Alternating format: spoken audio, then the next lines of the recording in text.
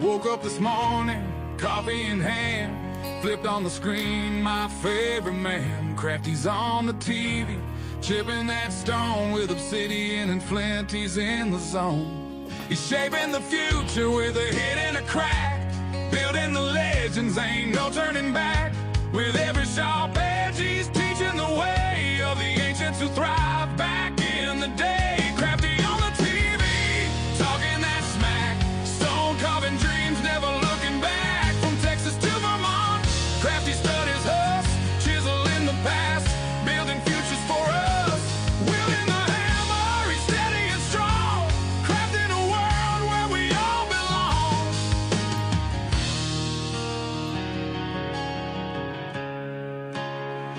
Underneath those layers of dust and grit, finds the magic every little bit.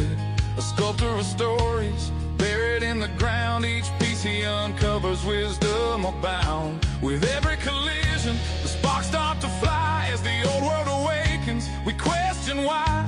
He's digging deeper where the shadows play, reviving old crafts that could fade away. Crafty on the TV, talking that smack, stone carving dreams, never looking back. From Texas to Vermont, Crafty studies us, chiseling the past. The hammer, he's steady and strong, crafting a world where we all belong. And in this life, we're all just searching for our place in the world, a way to keep working. With the flick of his wrist, he brings forth the light. In every gray morning, he makes it feel right. So gather around, let the stories unfold. Crafty's our guide through the young and the old.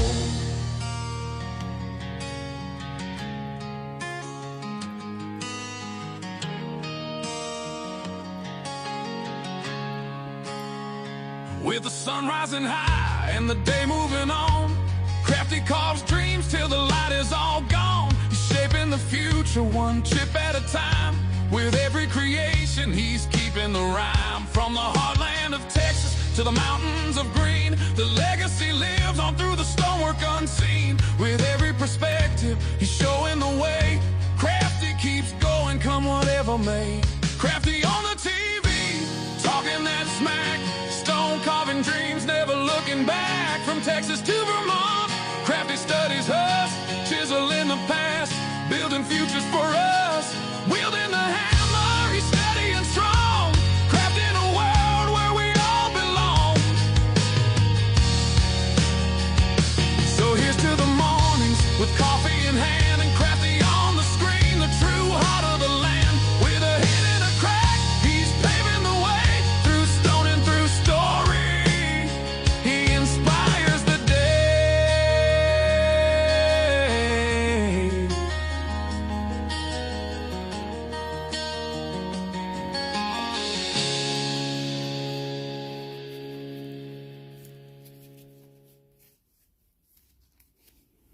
Hello, hello. Okay, I'm just waiting for my other phone to reboot because I didn't have any sound. I hope everyone's got sound, but when I tried to watch myself, I didn't hear anything. So let's try this again. Tonight is supposed to be a challenge night, right? But I'm going to continue where I left off last night. I didn't even clean up anything. I just left everything in place, pretty much. Except I changed the handle on the knife. I'm going to make it, I'm going to haft it to a different handle. All right, so let's see if I can hear myself this time.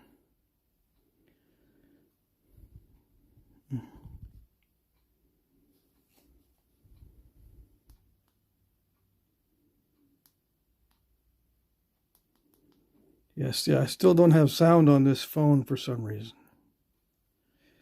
Let me see. Yeah, I still don't have sound on this phone. Okay, now I do. The security update was running. Okay. All right, who do we have in the house? Let's put my glasses on. Looks like we got everybody, but let me see. Let me see who's first and all that. All right, let's see. Yes, Alan Cole was the first one, and then Marty Wybe was the second. Tom Brown is here. J.F. Baird, Martin Hill, Jay Valadez, Mr. Jim, my Flintknapping journey, Alan Young, Stoneface, Graylin Landry, Flakesguard. Did I already say Flakesguard? No. One-Eyed Dog is here. Howdy, howdy. Woot, woot. Jesse is here. Crafty back at it, was shooting the stuff with Marty and the crew. Let's see, was Marty live tonight? TJ and Soul, hey. Let's see here. Yeah, thanks for the $20 super chat, Jesse. I put a heart and a like on it right away. Let's see. Who else is here?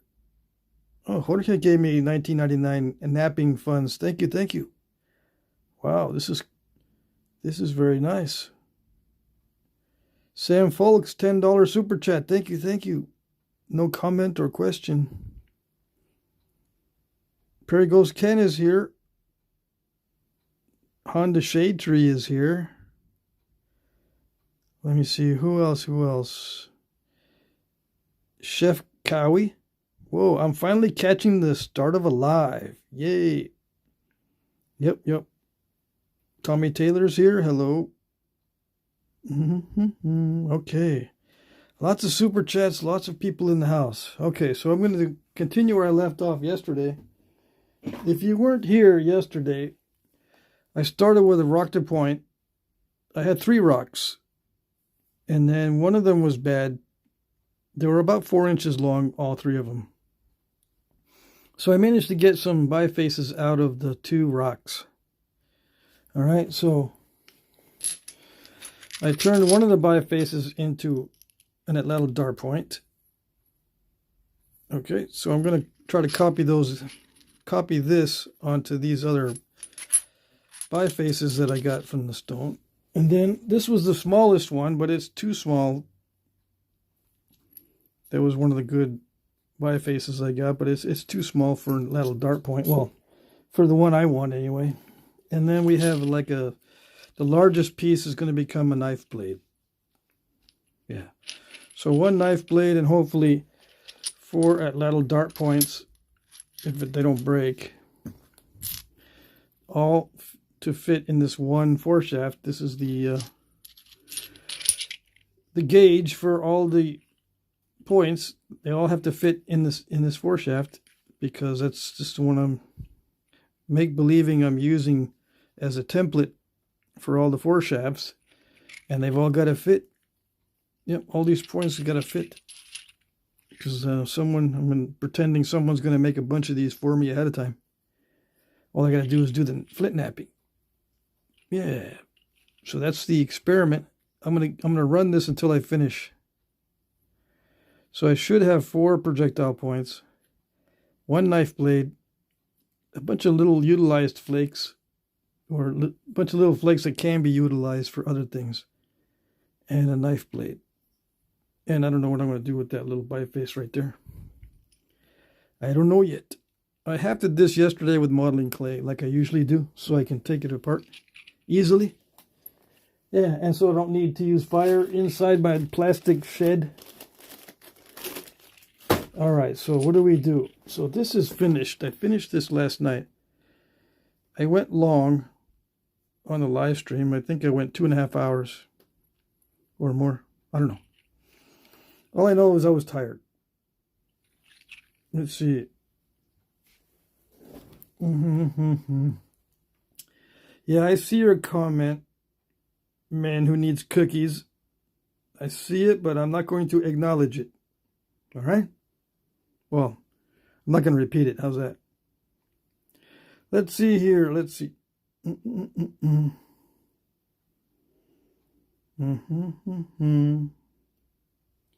What else do we have? No questions? All right, let's get started then. Okay, so I'm going to try to copy this over and over again. Let me take the rest of this clay off so I can get the correct idea of where the notches are supposed to be. Clean out everything. If this was real hafting glue, it'd be more difficult to clean this out, because I would have to heat it up a little bit maybe, or scratch up the stone. Yeah, I cheated and used copper tools and steel. Okay, so there you go. I'm gonna duplicate that. Now I can see where the notches are. They don't have to be exact, but if you have a pattern, it's good. So this one's already, moving right along. It has a biface. But I start with the next smallest one. Okay, the next smallest one is this one here. So let's see if that'll work. If I don't break it or make a mistake, I should be able to duplicate it, the first one. Yeah. Okay, let me turn the fan on. I didn't think it was going to be warm in here, but it is. Let's see. There it goes. Ah, so much better. Oh yeah, it's like 74. Still too hot. Still too hot because we're going to be in the sweat zone for all these bifaces. Sweat stage for all these bifaces, because this is the hardest part of Flintknapping, is the final shaping and thinning and all that. Okay, so yeah, already feeling it. Yeah, I'm just going to jump right in. And if someone asks what I'm doing, someone else can answer, because I'm not going to answer. Yeah. Oh yeah, I might as well put these. I finished these on a separate, for a separate project today. So I'm going to put these here. These are not going to be for sale in the auction. These are for a project. A back order. But I'm going to leave them there so people will see, so they don't have to ask questions, or make it easier for them to see what's going on. They'll still ask the questions, hopefully, as something. Hopefully, yeah, because I want people to know you can ask questions. Yeah. I might not answer them all, but you can ask. Yeah.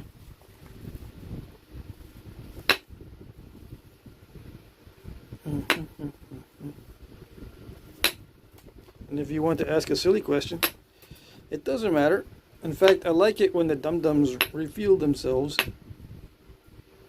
because then we know who they are. Yeah.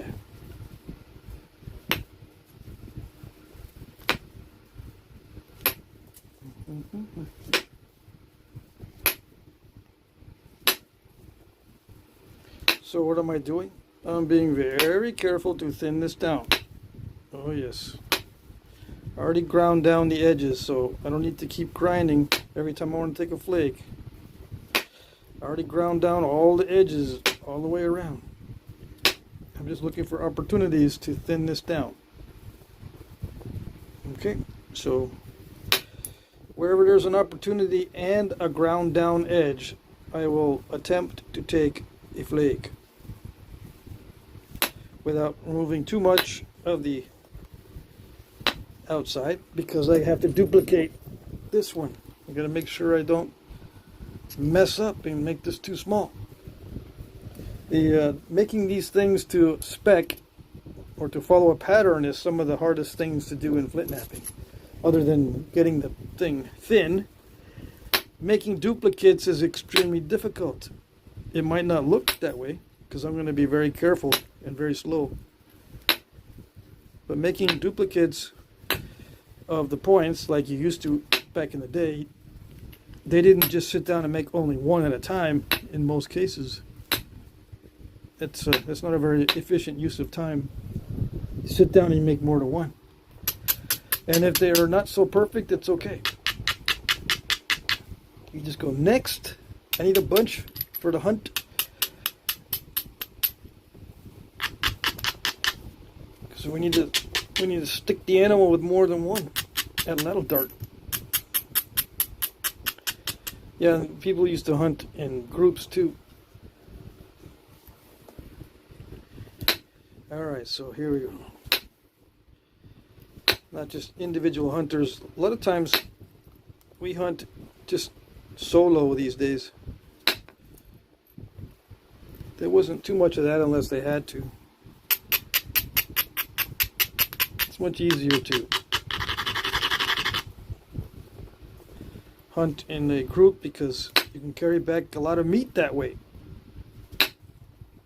Yeah. Go after bigger game when you're in a group too.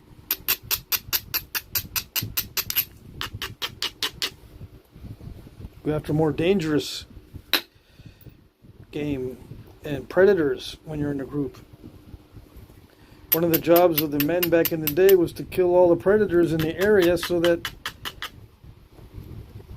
you'll be able to consume the deer and whatnot for yourselves instead of having the predators eat all the deer and stuff.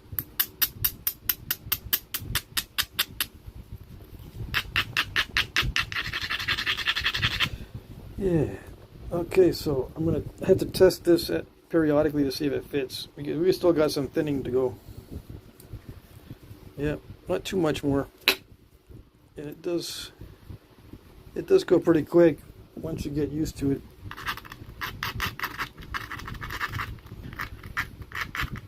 It's best to get it just right because you don't want it too thin because it'll break in the haft. You want it to be strong in the haft for obvious reasons.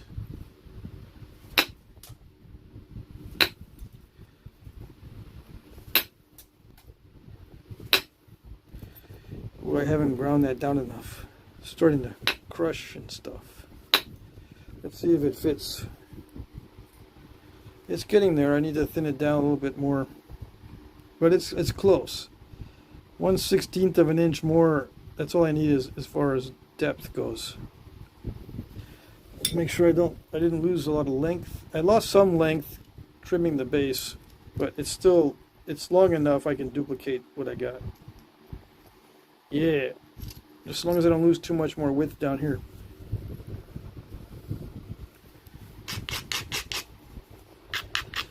So this is, the bottom part is thin enough. It's just right here in the middle it's stopping it, so I got to thin that down. This is raw Texas chert, not heat treat.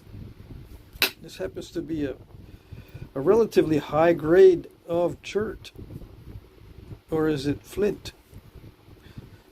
Was there chalk on the outside? You know what? I think there was chalk on the outside of this particular ranch rock. I call it ranch rock because I don't know what kind of...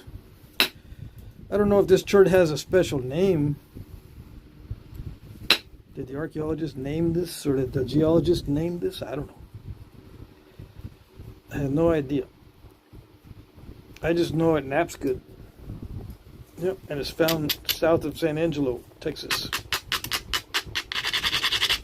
That's all I need to know. Where do I get more, and does it nap? Yeah, that's it. Don't need to know no stinking fancy names.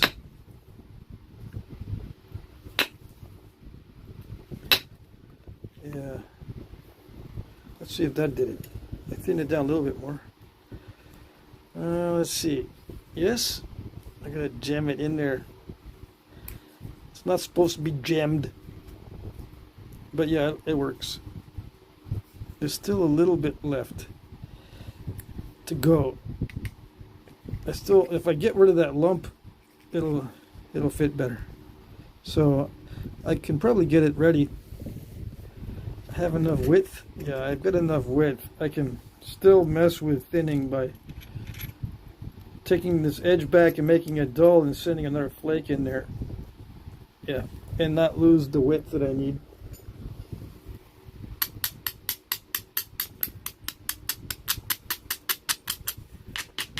I need the width to match. And then after we cut them all napped, I'm going to weigh them and see how close they are in weight. Just by eyeballing the size, and comparing to the original, we should be pretty close in weight without having to have special equipment, right? Because back in the day, they didn't have those special grain scales. Because we're special nowadays. Yeah. Oh yes, that worked. I think. Let's see. Well, it worked as far as the flake goes. Let's see if it'll touch bottom now. This has got to touch the bottom of this notch. Yes. Yeah, it touches the bottom. Okay, so yeah, that was it. So all it's got to do is fit in straight, and then we don't have to thin down the bottom anymore. Yeah, we don't have to thin down that stem or that base anymore. I wonder if some other points were made this way, base first or stem first. I wonder. And I wonder if there was some thinning flakes involved in doing this. Because maybe the hafting was standardized, so they had to do the thinning from here first. I wonder what kind of point that would have been. I don't know. It's a mystery.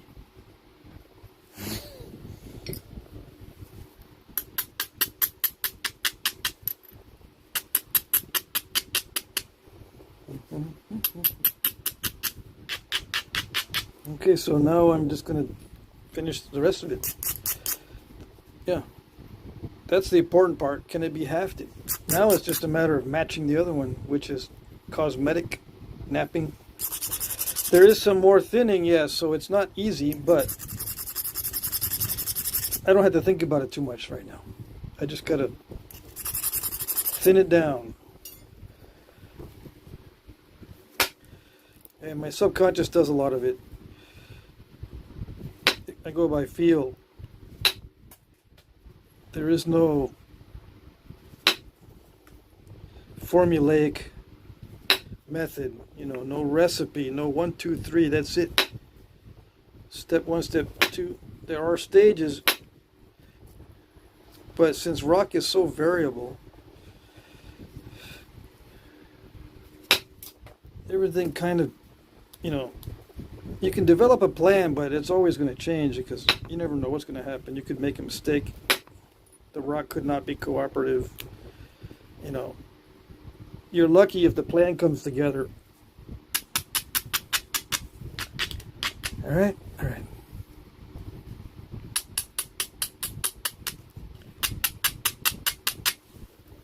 And I'm going to periodically check to make sure I have enough room.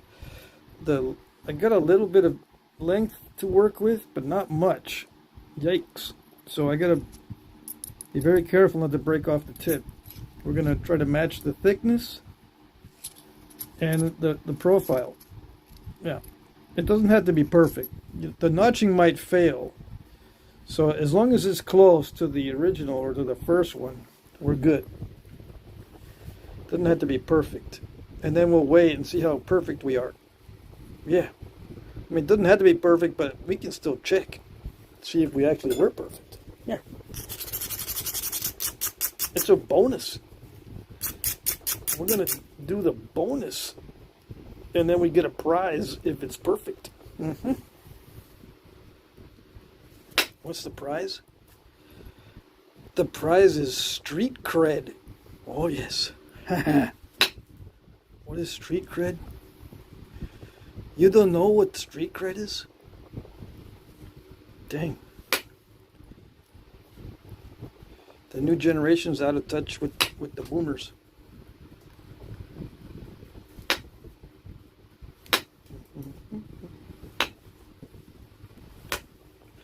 All right, let's see. Where was I before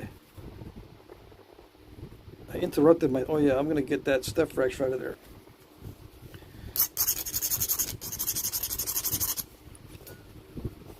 Let's see. Trying to get to the center of that Tootsie Pop somehow. There it is. And we shall continue. Yes. What's this one? Another step fracture? No. I don't see one. Where was it? Don't see it. Okay. Are we thin enough? Are we there yet? We're not thin enough. We got to get thinner. Down the bottom it is. We're cool at the bottom, but it's at the top that we need some little bit of improvement. Not too much. shall we do the notches first? Yeah, let's do the notches first. That way, if we mess something up, we'll have some room up on the top to adjust. Sometimes the tip gets misaligned. You know, you mess up the sides, you got to retouch everything, and sometimes the tips get misaligned. So if you have room, you can always symmetricize it. If you don't have room, if I were to make the point first, nice and pretty, and then I mess up down here and I got to resymmetricize, it's going to look off, which does happen in the past, or did happen in the past. You'll see tips that are off center. They just had to live with it. But we don't. No. We can plan ahead. Yeah. Or try to. That's the idea.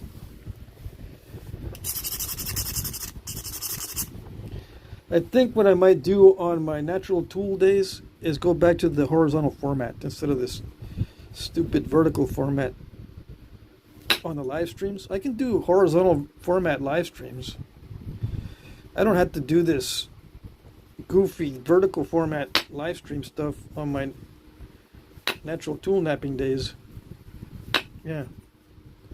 So that's what I'm going to do. I'm going to go back to horizontal on the natural tool nights. Let's see, what did I miss in the chat? Anything?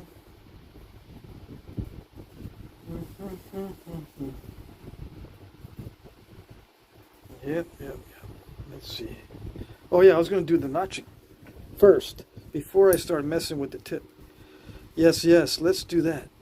I almost forgot myself. So let's thin down the barb area so we don't have to do that later.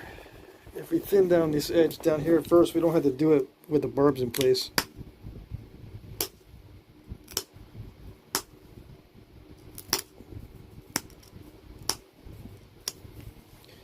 You can do it with it still relatively strong, and I can add some extra pressure for them long, nice flakes.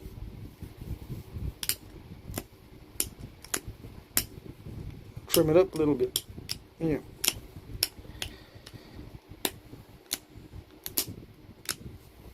It's always easier to do everything when it's nice and strong. When it's already notched and it's got barbs, then you try to do this trimming stuff or thinning down thick spots, it's harder. Yes, it is.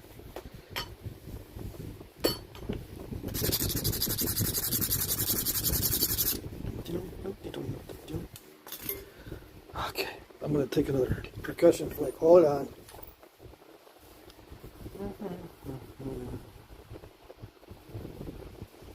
Chris Lithic is here. I can only imagine looking at the damage from a flake. What does that mean? I shouldn't even read the chat because I don't understand half of the stuff.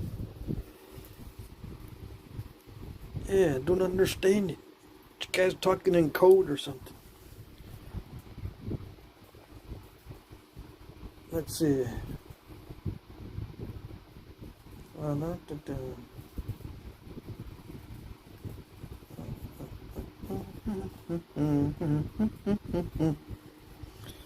Yeah. Do we have any moderators in the house? Because if you guys misbehave, you shall be deleted. Just a fair warning. I don't see any moderators. That means I gotta delete you? I'm gonna have the fun tonight? Alan Cole is one of the moderators, so we got one. Yeah. Where are the other ones? Where are the days?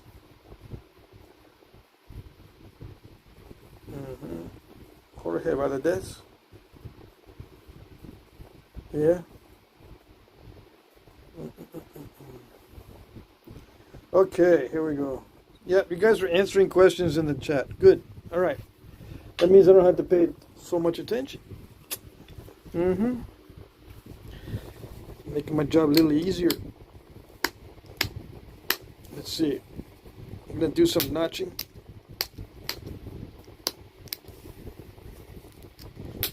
Let's see how wide this is supposed to be.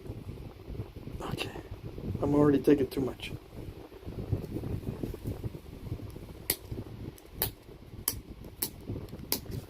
Yes.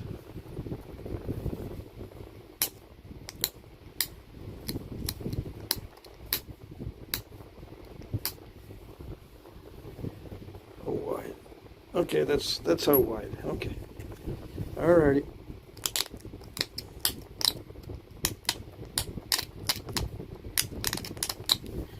And these notches, they don't have to be narrow, right? Oops. Where is the opening, or how much room do I have for the opening?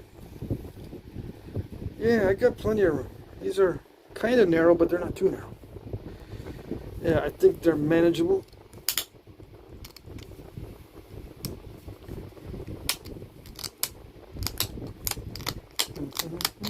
All right, all right. So I should do the thicker one first, because if I can do the thicker side, the thinner side is much easier after, you know. You should always do the thicker side, or notch the thicker side first, see if you can do it. And thin it out, or try to thin it out before you actually go too far. I keep forgetting that one little step, to thin it down before I go further. As far as sending a flake in, like that. See, sending flakes in like that, to thin it, the longer the better when you first start. And then the notching's easier. But I always forget that step when I'm doing it. When I'm thinking about it, I remember it, but when I'm actually doing the knapping, it's hard to remember that step.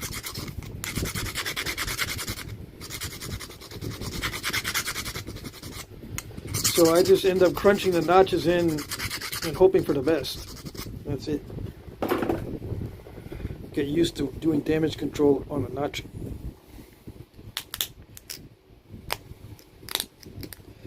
It's important to have a relatively sharp edge on the flaker so it'll grab the edge better.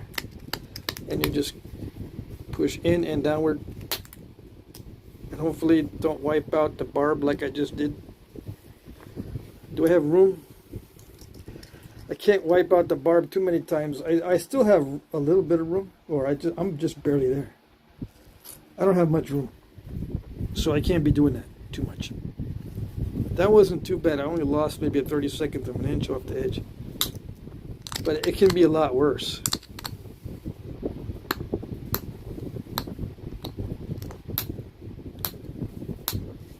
Oh yes.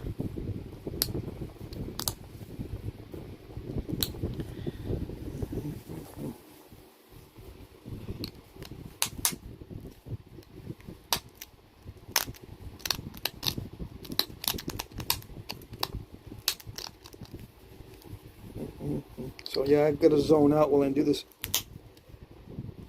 Make sure I don't use too much pressure. I've got to use the minimum amount of pressure, but still get the job done.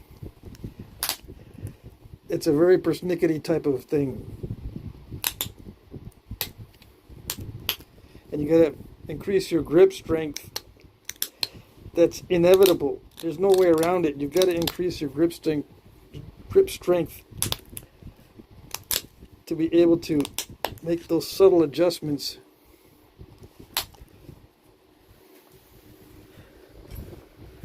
Let's see. Yeah, that's the depth we want. Yeah, perfect.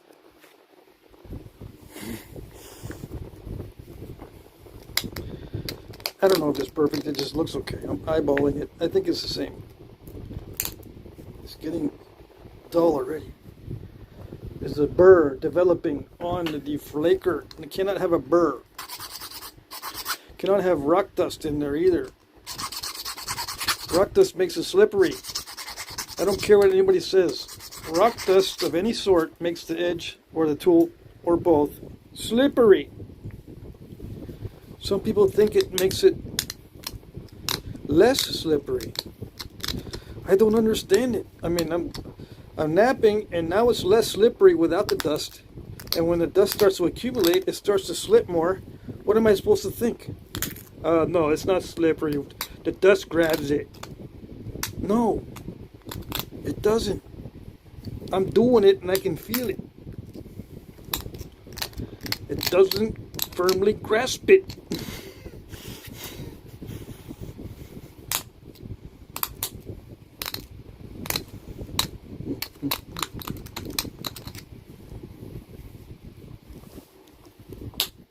Oops, a little bit too much. But we just live with it.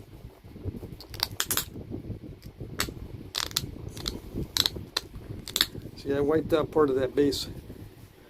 Let's see if we still got a good base. Yeah, I guess.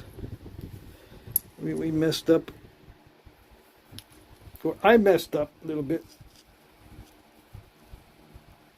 The neck is the right width. Yeah, the neck has to be as wide as the wood part. I just lost some of that ear though on this side. Pushing too much. Trying to get that notch done quickly, but we're just going to leave it. Yeah, we're going to move on. We're not going to care about that. The notching is done. Yeah, because we already got the depth correct. We've got the width of the neck correct.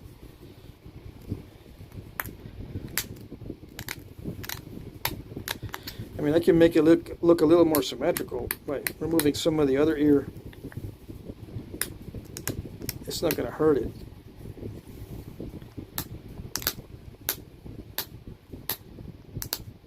And we're supposed to make the base a little bit concave. So that's the style. And also it'll help us if we need to thin it more, but we did not need to thin it anymore. But anyways, it would help if it was necessary. Okay, so the overall width is a little bit bigger on the second one, but the width of the ears, well, I don't know, let's see. Maybe we got, oh, you can compare it better this way. Yeah, the ears on the first one are wider. Yeah, just a little bit. I can make it more symmetrical. How about if we do that? I have enough room that I can take off some of that and make it look more symmetrical that way. It'll be more pretty. Yeah.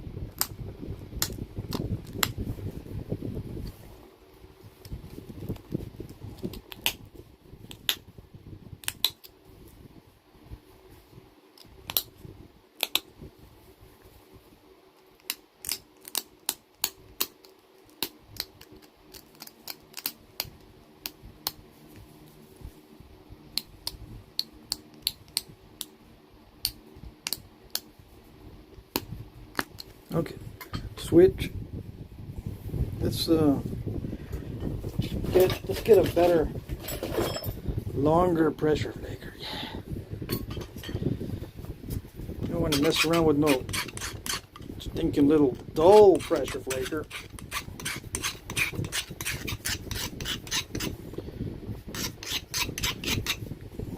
Are we done with the thinning?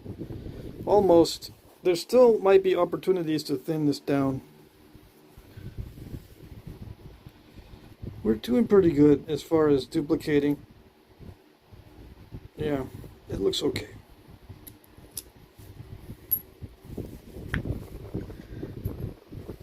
Like I said, it doesn't have to be perfect, but we could try to get close.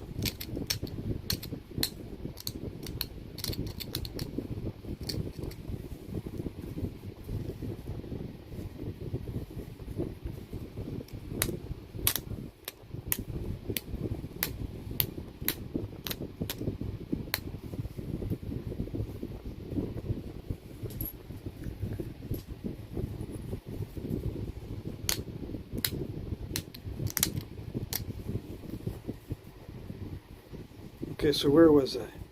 Oh yeah, making it more symmetrical. Try to match the first one. Try to match the first one more better. Yeah, that's where we were.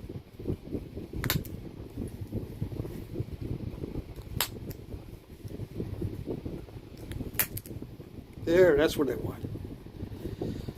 Okay, now we're cooking with gas. Now we're napping with copper.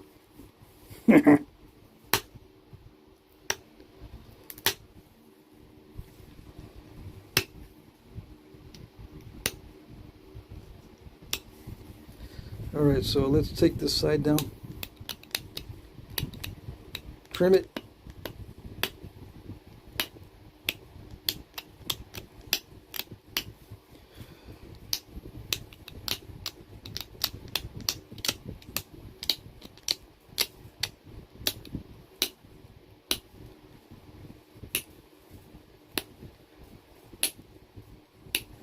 Yeah, we still need to thin the tip. We still need to thin the tip a little bit.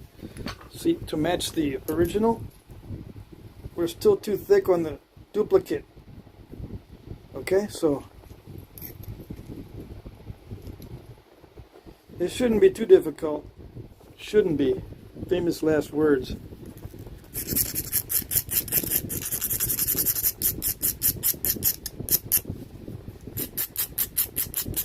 So after we get the match the thinness on the tip,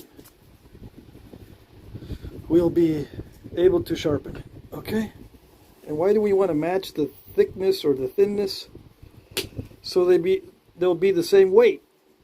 Basically, we're eyeballing it to obtain the same weight. When they're the same width and thickness and the same stone, because these came off probably from the same rock, we can match the weights, which makes our shots more predictable. Even a little bit of grain weight difference can make a difference in the target, depending on the size of the target. If we're shooting little things, or we're shooting stuff that's far away, we can shoot big things that are far away or little things up close. The target size is relatively the same. Namely, it's pretty small. So when you're shooting at targets that are relatively small in perspective, little differences in weight make a big difference in shooting. So I think back in the day, in order to not have to spend so much time on the weight thing, they would get as close as possible to what they were hunting and then shoot it. Yeah. So that they didn't have to worry too much about matching the weights all that closely. If you look at the descriptions of how Ishii used to make his arrows, he did not match weights precisely. He just eyeballed it. And then when Sexton Pope weighed his equipment, he found that they were a lot different in weight than what he was used to. I mean, the Ishii arrows were off from each other by more than 10 grains in most cases, and some by a lot. But he knew which ones were heavy. I guess Ishii knows which ones were the heavier ones, or which ones were the lighter ones. Because they did mention that he would use light ones when shooting for distance. Okay, so we got a little bit more we can go on the second one, which gives us enough room to sharpen, and I made it symmetrical, or more symmetrical than it was. Remember how we blew off one of the ears? I think it was this one here. Blew off part of the one of the ears. So when I sharpen it, it's going to get a little bit more narrow. We have enough room for the sharpening. Right? So we got like a 32nd of an inch all the way around. If it would focus, it'd be nice. See, we got a little bit, just a little bit to work with, and that's enough for the sharpening. Yeah. And the thinness, I'm going to try to thin it a little bit more. We might not get it as thin as the first one, but I'm going to try. Yeah. I still got some areas where I can use percussion, indirect percussion, and some heavy pressure to get it thinned down. Yeah. Yep.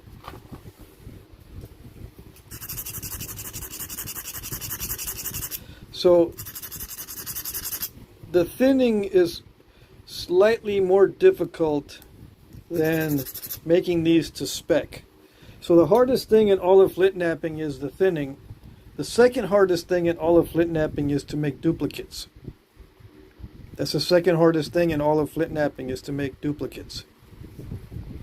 Okay? All right. According to me, I don't know if it is for you guys. Some guys don't have problems with that stuff. They got problems with stuff that I find relatively easy. Everybody's different.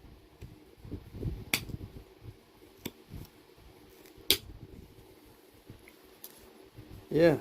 It's like I have a hard time with the tips. Some people don't have an issue with this stage. I have the hardest time in the world with these things. Maybe because I want them to be too perfect. I don't know.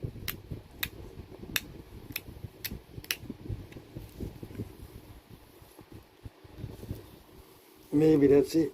I want them to be too perfect. That'll put a damper on your day. Okay, let's see. Let's thin this with some percussion. The glove is starting to get in the way with these smaller points. All right. Okay, so let's see. It's not ground down enough.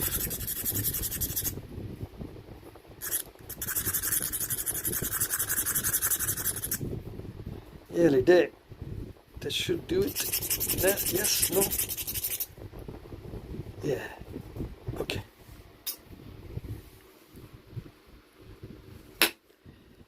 See, just a little teeny bit off the edge with a big old flake. That's what I want. Little bitty bit off the edge, but a big old flake. But not like that.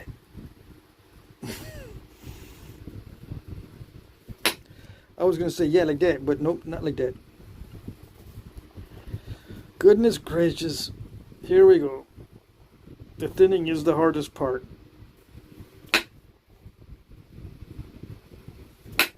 Let's see if that made it all the way across. Oh, we almost did it.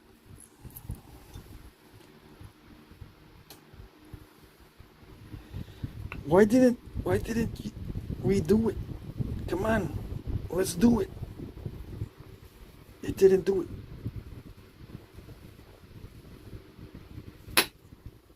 How about that? How about that? Almost.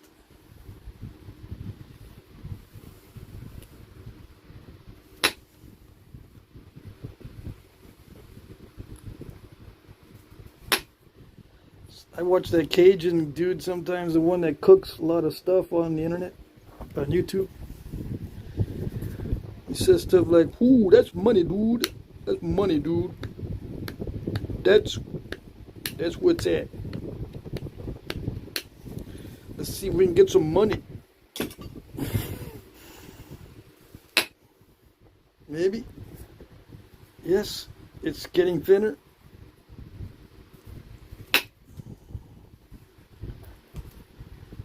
Ooh, that's money, dude. Oops.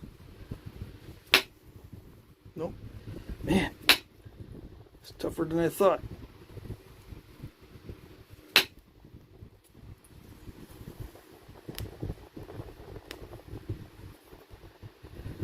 Come on. A little bit more on this side.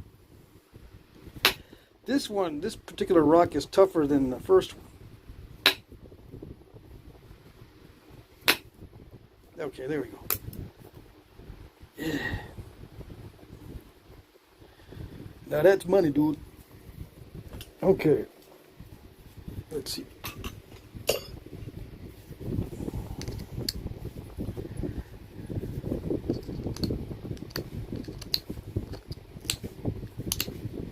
No, can't get it.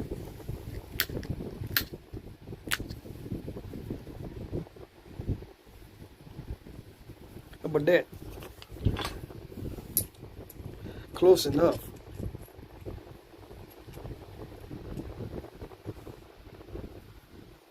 Yeah? Close enough. We're going to sharpen it and then move on to the next one. We do the same thing over and over again until we're done with 4 of them, right? Let's see if we can get all 4 done. This one didn't take me as long as the first one. And then maybe the next one will take even less time. Maybe. I can't rush it though, right? Because you know what happens when you try to rush it?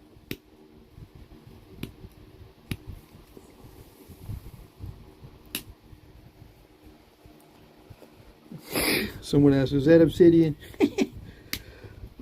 I missed a lot of the chat. There's always someone that asks if it's obsidian. And I'm just going to say yes. And they'll go, wait a second, no, I was just asking this to confirm. I don't think it's obsidian, but I wanted to make sure, so I asked. Yeah. You already know the answer, though. You just want to make sure. You know it's not obsidian, but you don't know for sure. So you ask, is that obsidian?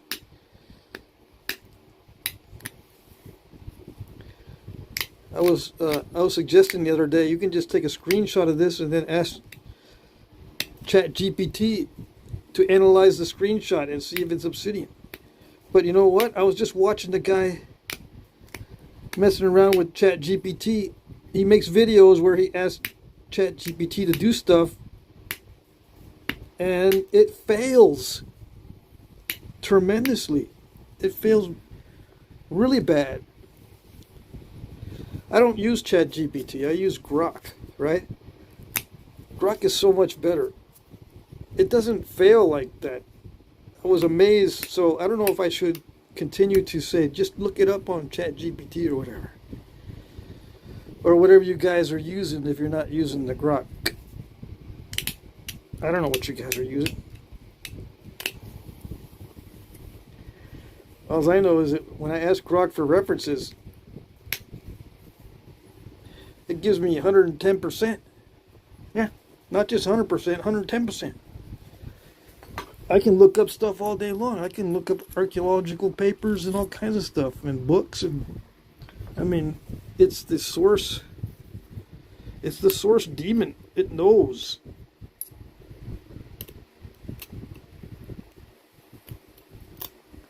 So there I go reading these sources, the archaeological sources and stuff, and I get distracted. And I'm thinking, wait a second, I got like 80 backwaters where I used to. It's not so bad anymore. But I got all these backwaters and I'm sitting here reading about Clovis because someone wants to see a Clovis. Or Folsom.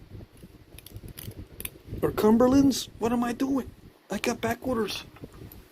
I got stuff like this to make on the side. These are made on the side. These are not going to be in the auction. See them? I don't know what kind of wood that is though. It's not Osage, it's something similar. What is it? You know what? It might be Osage. I take that back. It's either Osage or mulberry. But I'll be making some of these for the auction. These are for someone else, right? But yeah, I'll be making some stuff like this for the auction. Maybe not this next one because I got to go on my trip to Taos, New Mexico. But I'll be making some of these. Already fully hafted and everything. And some knives and some little dart points. Alright, so we got number 2. Number 1 and number 2. Yes? Let's work on number 3, but I got to check the chat first. Shall we weigh them? Some people don't want to stick around for the final weighing, so let's just see. Yeah, let's see, just so the inquiring minds can find out and then leave. Okay? Because we like them when they leave. We like them better when they're gone. Come on. There it is, grain weight. The original is 133.2. This one, the new one, come on, 135.6. 134 point, let's like 135, and then 133. We're off by 2 grains. Okay, how did I do that? Have I done this before? Could be. Could be. Did you know you can get that close just by eyeballing them? Did you know that? I bet you didn't know that. Just by looking at the thickness, the overall shape, and using the same kind of rock, you can get within 2 grains. Amazing, remarkable, tremendous, and fantastic. Yeah, I'm excited. I'm excited that those first 2 didn't break. Okay, next. How much room do we have? Oh, we got lots of room on this one. Some people don't like this because there's going to be waste. They say, no, just make them bigger. Make the bigger ones bigger. Yeah, but they're not going to match in grain weight. You know that matching them uses stone and causes more waste, right? You do know that matching these causes more waste? You do know that, right? Or no, you didn't know that. Man, you call yourself a spectator? Dang. Oh, I was going to check the chat. Okay. What's a grain, says Stoneface. Let's see. Rockin' Pop's Adventures, he says, we're not leaving. Well, not you guys. I'm talking about the guys I've never seen before. Stone Hook is live. Hey, well, we got some new guys. Yeah, this is looking Osage-y. Yeah, it probably, you know what? It probably is Osage for these 4 shafts. Yeah. Okay. This is Osage. The knife handle that I'm going to be using for the knife blade for this particular exercise. So yeah, it looks pretty close. Yeah. Okay, they are Osage. And I have a lot of Osage, so I'll probably be making a bunch of stuff with Osage here in a little bit. Gemini is best, says Drebel. I see. Encyclopedia Britannica? I guess so.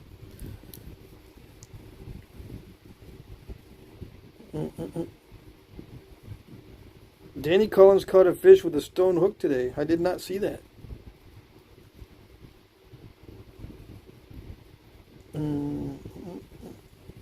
What is fake news? The grok and stuff like that, is that fake news? Even with the sources? Let's see.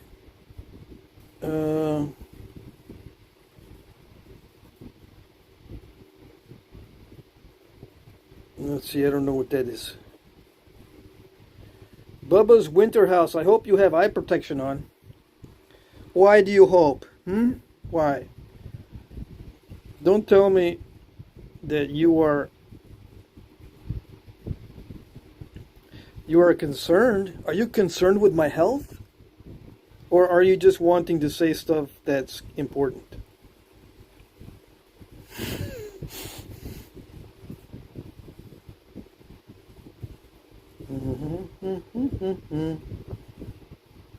Most people are not concerned with my health, and sometimes they hope I have bad luck. Yeah. Most of the time. Because maybe I would shut up and not talk so much.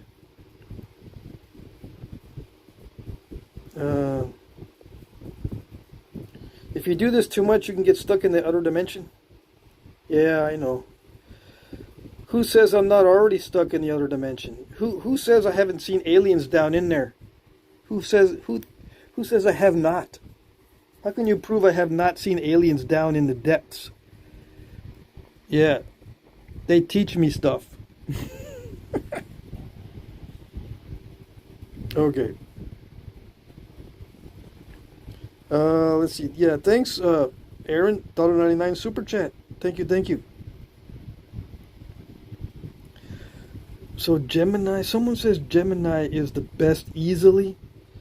Does Gemini agree with you all the time? Because if the artificial intelligence is agreeing with you all the time, it's not good. It's not a good one. It has to not agree with you. At least a little bit. Okay? It can't always compliment you either. If it constantly compliments you and stuff, then it's not a good one. I use artificial intelligence to check my logic too because it's good at it. Well, I don't know about ChatGPT. I've seen that fail so much that I wouldn't trust ChatGPT, but I wonder if Gemini is good with logic. I wonder. Because all you need to do, if it's good with logic and good with sources, you can ask it stuff that pertains to lithics, lithic reduction and stuff. It'll know because it'll look at the sources. It'll have access to archaeological studies, and it'll tell you what's the average size of a Folsom, what's the average length of a Clovis. Does Cumberland overlap with Clovis in time period? Does some people say that Cumberland is older than Clovis? And just ask them questions like that, and it'll bring you to the sources. If you say, I need the sources, not just the answer, but give me the sources, and it'll do it. And you'll be surprised at the answer sometimes, and you'll say, no way, I'm not going to believe it until I see it. And then it shows it to you, and then you see it, and you go, I'm just going to pretend that I'm dumb when I don't see it. Yeah. Thank you. Next. Yeah, I'm too dumb for that. I'm too dumb to know the right answer. It's too good for me. Yeah.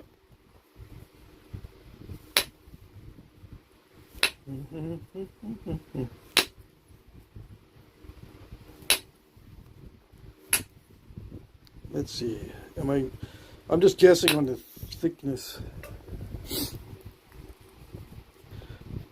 Yeah, I did it already. Amazing.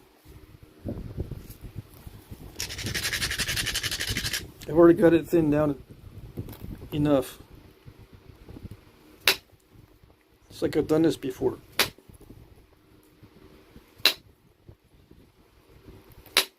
It's like I'm working on the third one of the same style. That's what it's like. It's like making the same one over and over again. Yeah. It's amazing how they can get very consistent. Dude, just shut up. Just shut up and do it. You could have 780 people watching instead of 78 if you just shut up.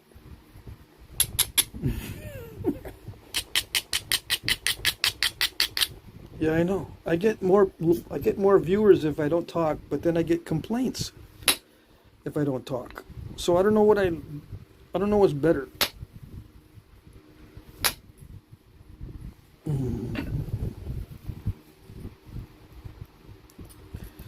Let's see. Yeah, it fits. So what do we got next? Next, we need to thin it down a little bit more. Well, we got lots of room actually on this piece. We got to take off a lot of the edge. Yeah, we got about almost 1/8 of an inch on the tip there. We got maybe a 1/16 on average around the sides to remove. And we're going to see if we can come up with the same grain weight again. Because that's the way we roll. We want to get the same grain weight. Because we're persnickety. Yeah. Tonight's supposed to be a rock challenge. I'm making this my rock challenge to try to make a set, a matching set, just by eyeballing it. We are going to confirm with the grain scale, but we're not going to use the grain scale to come up with the final weight. We're just going to eyeball it and then check, see how good we are. Yeah.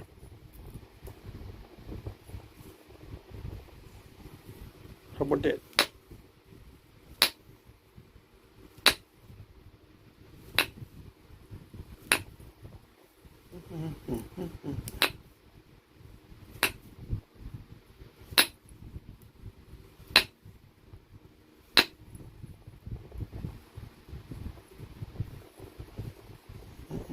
There is a danger of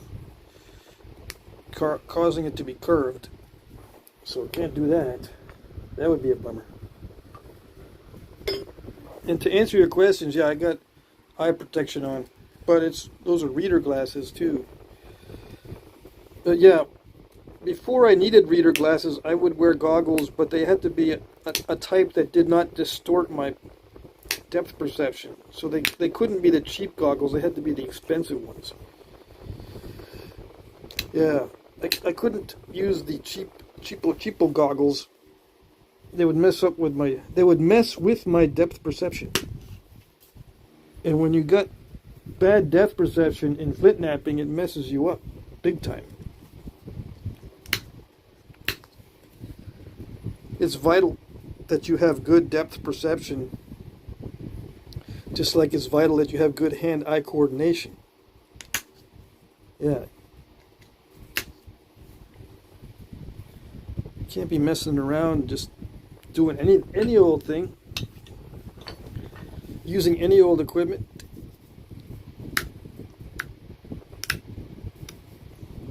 If you want nice results. If you don't care about nice results too much, then it's fine. You can just use whatever.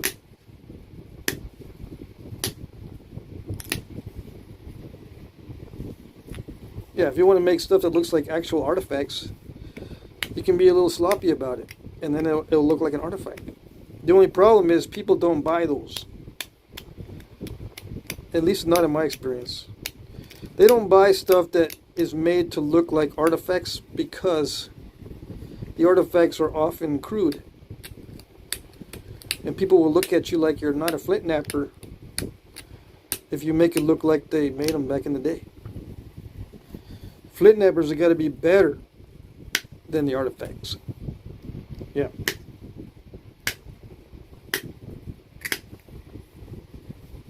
Alright. How do I know all this? I don't know. I've been doing this too long.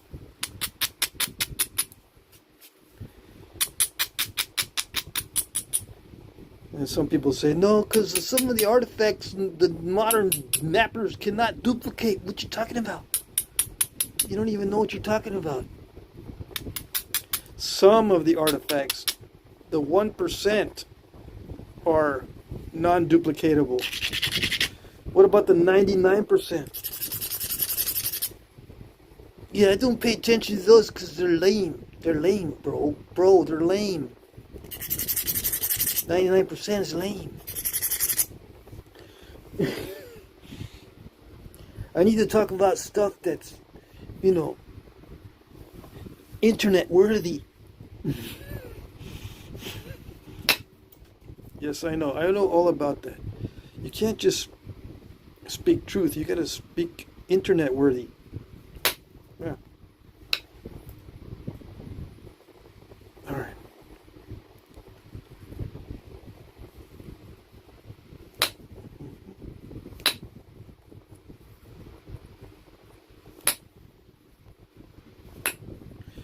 Hopefully I'm not going to lose too much off the tip. I know I need to lose a little bit. Oh, I got lots of room. Dang it, I'm worried about nothing. Let's see.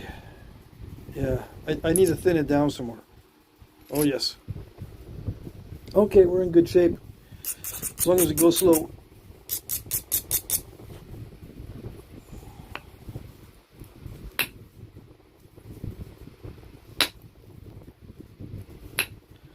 And one of the ways that you can achieve the size quickly is just once you finish the tip. Well, I'm not going to do that, but you can finish the tip and then match it up and then shave off a lot of the base, right? But I'm just going to use some of this extra width to thin it down a little bit more, but I'm not going to finish the tip. I'm going to go down here and put the notches in first like we did last time. Okay, But now that I've got some space up here, I am going to try to thin this down a little bit more, because it is way too thick. And then we'll go down to the base and put those notches in and work our way up.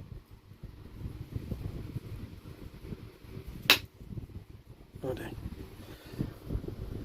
It's not ground down enough? Probably. This one is not as tough as the last one.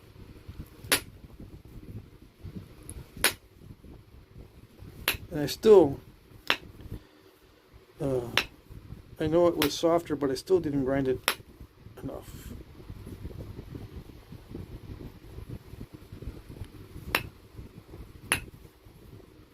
Sometimes I don't follow my own rules. I try to go too fast or do too much.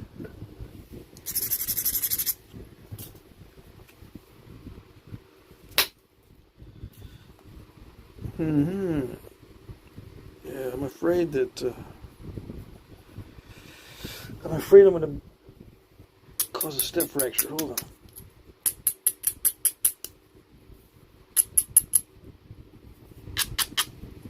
See, the convexity needs to be almost perfect.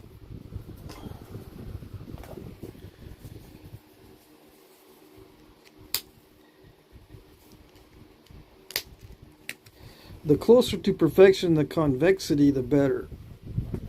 You got to look at the flake paths and look at the convexity very closely. The thinner you want to get it, the more closely you need to pay attention to the convexity and the flake paths.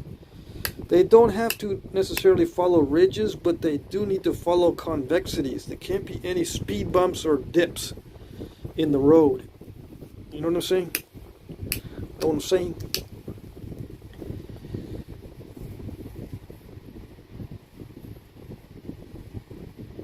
It's got to be almost perfect. And it's very easy to miss or to get lazy about it.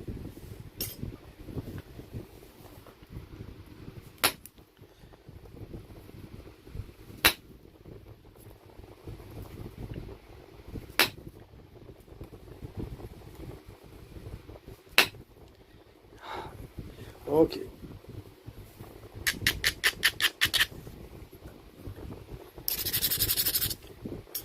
Yeah.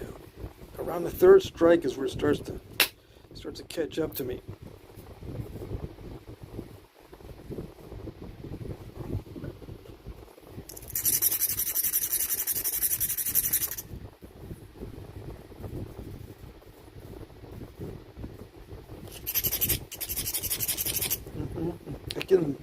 Many times I can get 2 strikes, 2 good hits, and then the third one is not so good.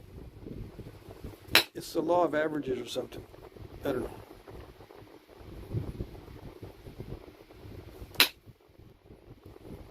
Yeah, that's not good.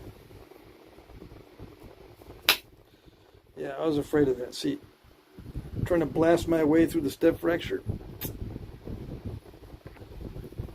That's what I was afraid of. I was afraid of that earlier. I got to get rid of that. That step fracture just compounded itself. Even though I took precautions, it still did it.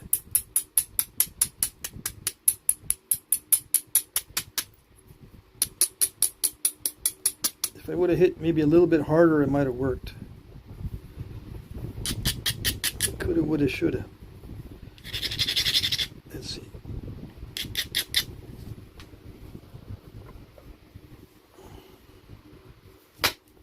No. Come on.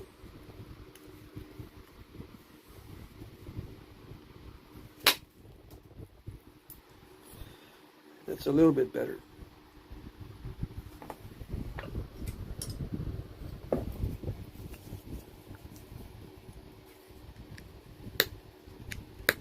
Come on.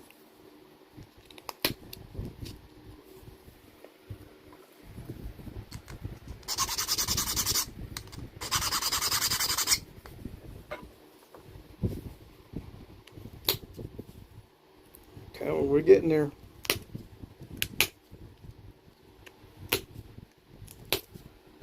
Yes.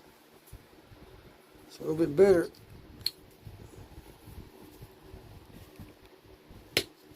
Is there a defect? Is that a little crystal pocket or some little goober in there? Is that a goober? Is that what's causing the mess? That might be a goober. Okay. Come on. I'm hitting the camera. So we have enough room. We can still do it. Yes. Even though I lost a lot of edge, we can still do it. We can still do this.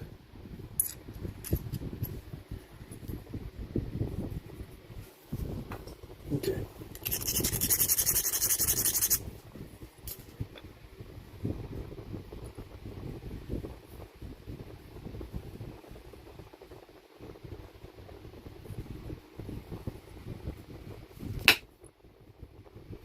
Not like that. Yeah, like that.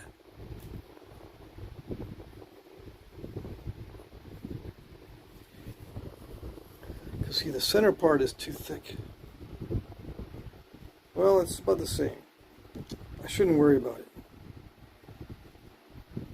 No, it is just a little bit too thick compared to the other one. We're trying to match weight, so we're eyeballing it to see if we can get it looking the same. Once it looks the same, we pretty much know that it's the same weight.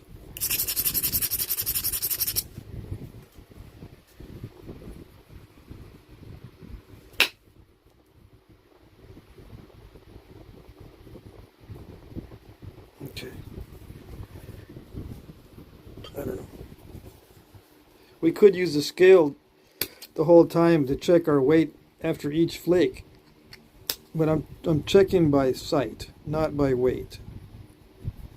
I'm checking like they used to back in the day. They didn't have precise weights, but you could use your vision.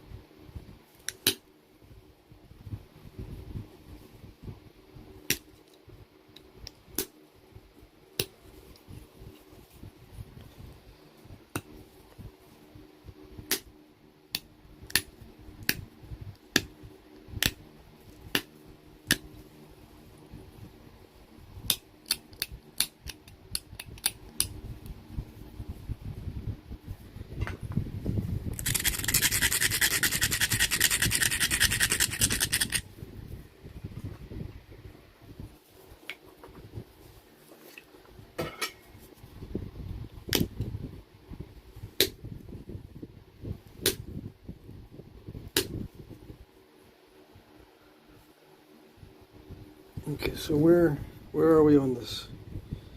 Okay.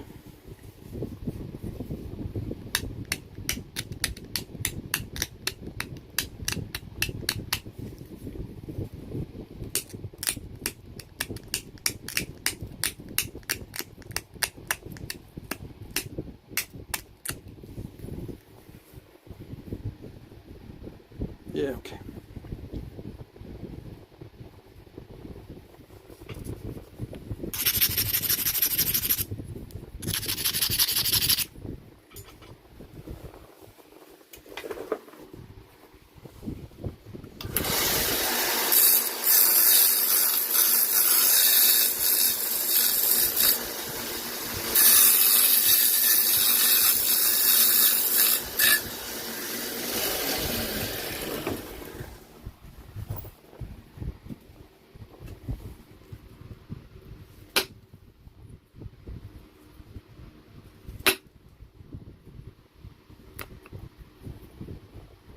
Yeah, like that.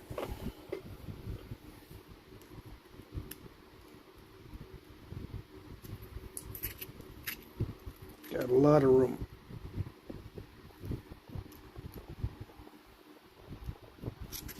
Okay, that's good.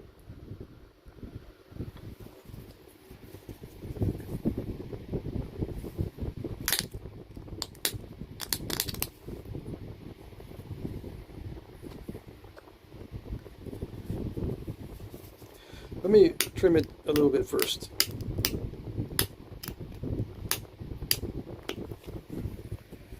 Alright, it won't make weight if we're too wide, so I'm going to trim it.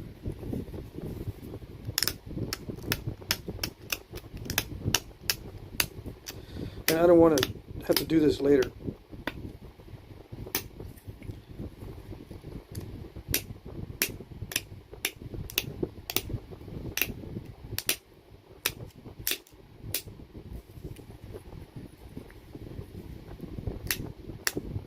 And this helps to improve the convexity just in case I need to run a flake to make things look better. Like I gotta get rid of this island eventually just to make it look better. And it could also help to make weight. If it's a little bit over, just run a flake into the middle.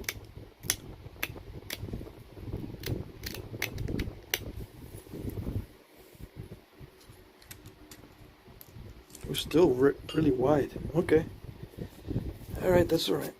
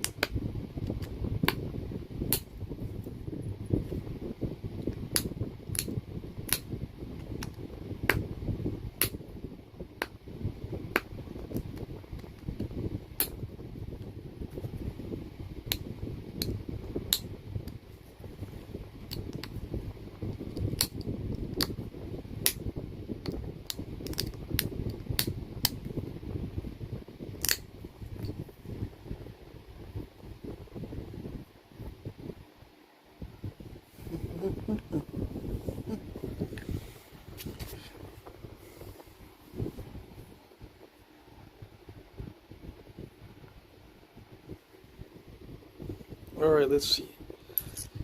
Sorry, I had to zone out there for a little bit. It's still a little bit wider than the original. No, it's not. It's just optical illusion. It just looks like it's a little bit wider. Okay. I'm just going to make it symmetrical now and sharpen it, thin it down a little bit more perhaps.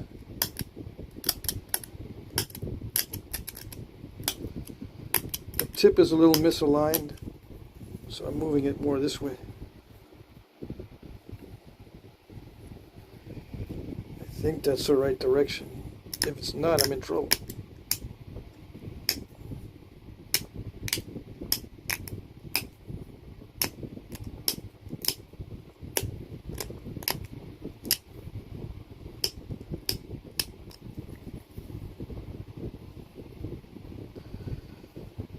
I don't know.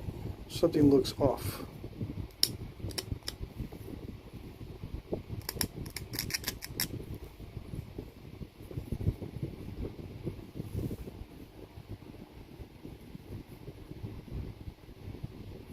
This barb is longer than the other one.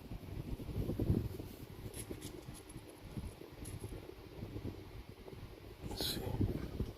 It doesn't have to be perfect, but I don't like it when it seems, yeah, it's a little bit off. Okay. I don't like it when it seems to be crooked.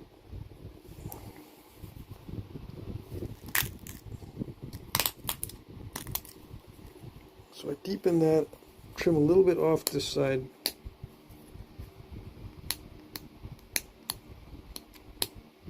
And this is all done so we can make weight. If it looks the same, it probably weighs the same. That's why we're doing this. That's why we're trying to make it look the same.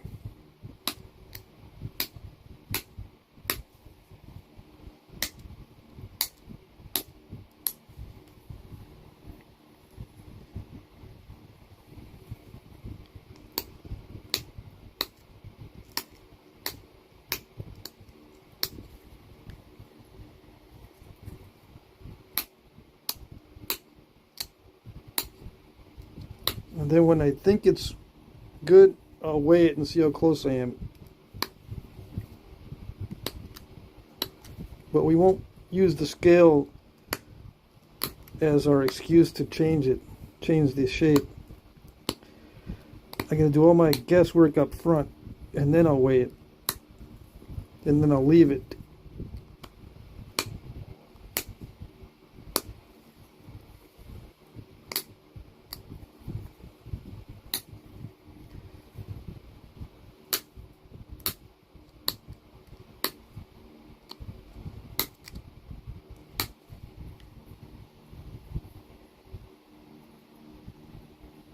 I don't know if I'll be able to get some of these step fractures out.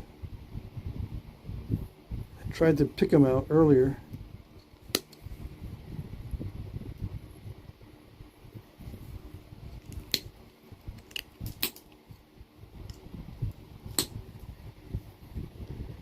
It's very tough. The rock wants to be tough. Let's see if this tip is the same thinness.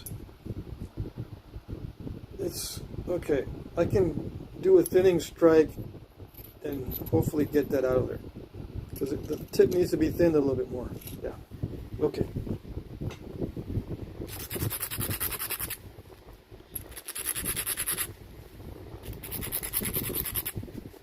I put that towel back there to see if it was better for the background. It does not look better, and I don't have my black towel. Unfortunately. I don't know where it went.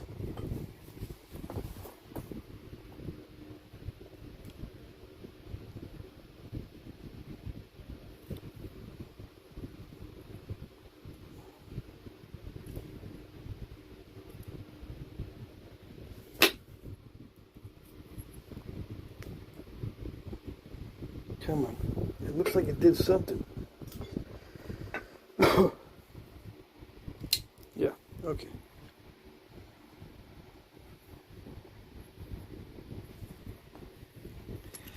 How close are we?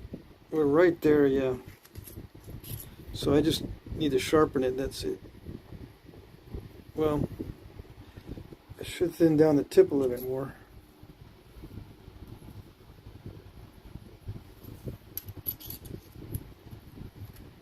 I think we're at the same weight. So we're a little bit thinner down here and a little bit thicker up here.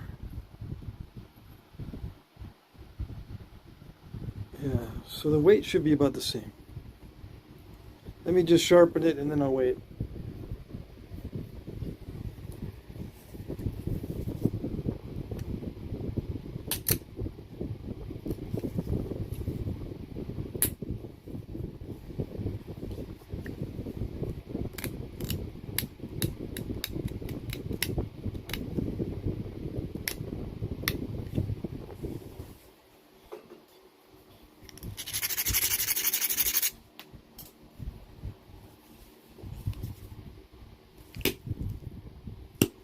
No, not like that. Now is not the time for step fractures. Nope, nope, nope.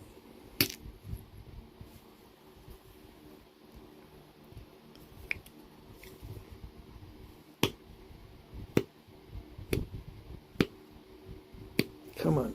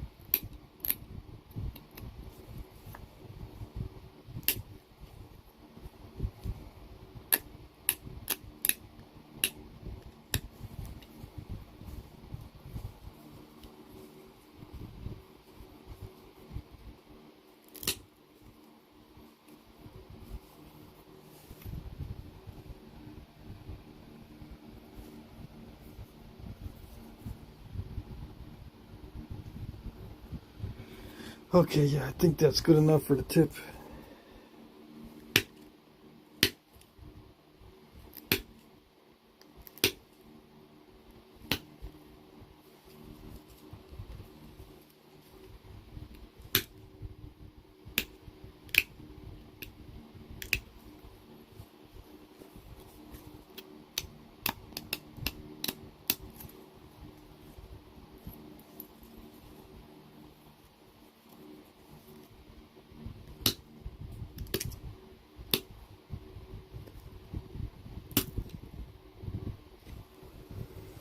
Okay, a little bit crunchy.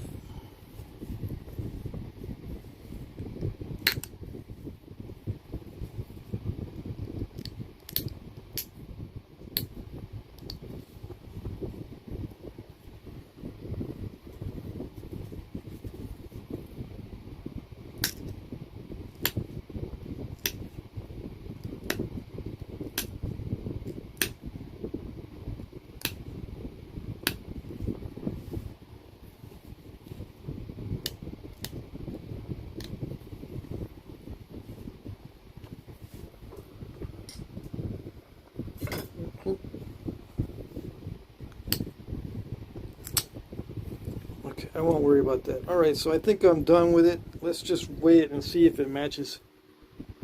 See how close we are. It looks pretty close. It should weigh about the same. Come on, where is it?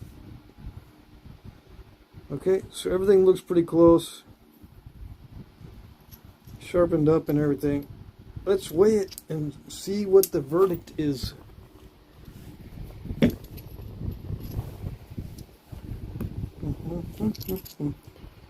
So the original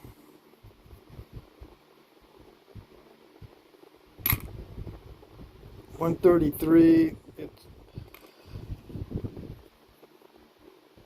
Come on.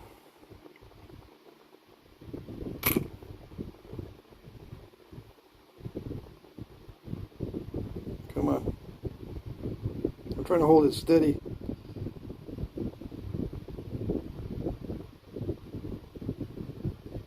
Okay. Let me try to find something to hold it steady with. Do I have a bin? I got a bucket, but I can't turn it upside down. I need to hold this steady. We're pretty close. Not as close as before, but we're pretty close. The leg moves so that the grain scale is. Let's see. Why did I do this last time? We're just going to do it down here where you can't see.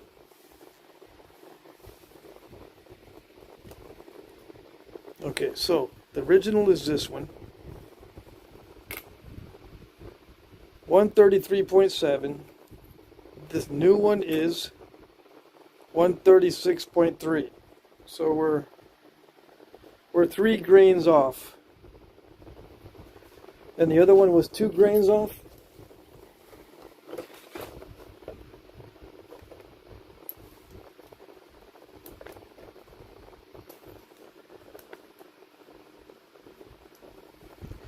Okay, so the original 133 says 133.1. The first one, or the one before the one I just did, is this one. 135.6, and the next one is 135.8. The original is now it says 132.9, so about 133, yeah, 133.1. Okay, so these are very close in weight, just by looking at what they look like. They're, within 5 grains of each other. Shall we do another one, or should we go to the knife? Let's do the knife, right? Because we're getting close to the end of the, hour and 43 minutes. Let's do this one. Let's thin this down and haft it to this handle. Yeah. Okay, let me check the chat. Could you see the weights? No? That's okay.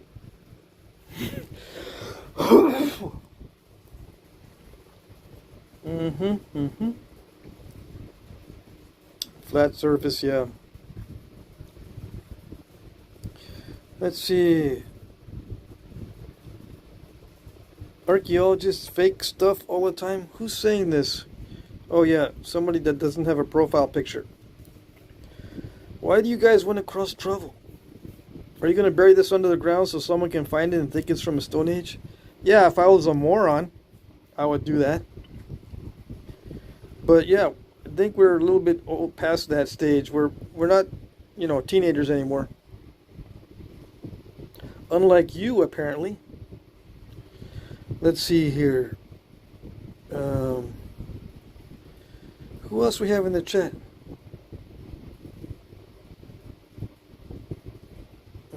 I'm glad you guys are answering some of these questions. Yeah.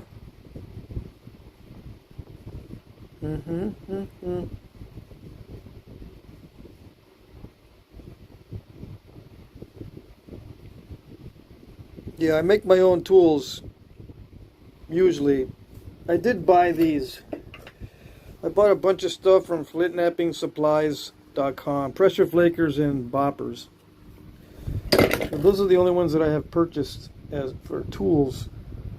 I mean, I purchased the rods. I'm using just plain rods now for indirect percussion. I used to put them in a plastic handle. Not anymore. Royal Crafting says he found some chert in the creek today in Pennsylvania. It does exist here. Yay. I'm glad you found some. I'm the one that said yay, not you. Let's see. Stone faces here.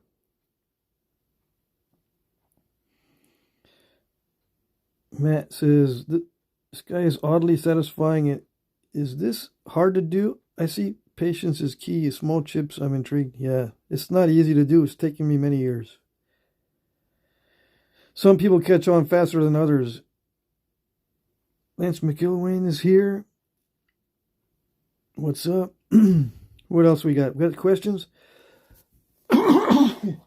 Excuse me. Is it just an art or do you ever use them? Yeah, both. I do it for art and for use. So the answer to that question is yes. Now, I don't hunt with these because I got a rifle. Oh yeah, and I have a friend who lets me use his crossbow. So that's what I use.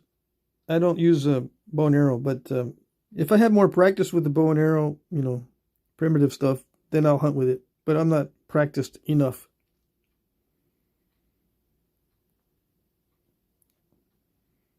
I spend all my time doing videos in Flintknapping. I don't have time to practice my archery. Okay, so any more questions? Yeah, people are freaked out by this inception effect. Hey, Alan Cole, $5 Captain's Log Fund. The Captain's Log is going to be short if I do videos because I'll be probably at the airports and stuff. I'm flying into the next nap-in. Yeah. I can't be driving all that much. It was like 5,000 mile round trip last time I drove. I had an oil change before I left, and when I came back, I had to have another oil change. That's how many miles I drove. Let's see. We were talking earlier, what size rod do you use? 3/8 and 5/16. I have two different rods, 3/8 diameter and 5/16 diameter. And that's inches. I mean, I've said that many, many times. Yeah, people say, I know you said it many times, but can you tell me one more time? I mean, I know it's been 1,647 times, but can you do 1,648? Yeah. 3/8 inches and 5/16 inches for these copper rods. And you should be able to tell the difference by now, just by looking at it. Which one I'm using during the video.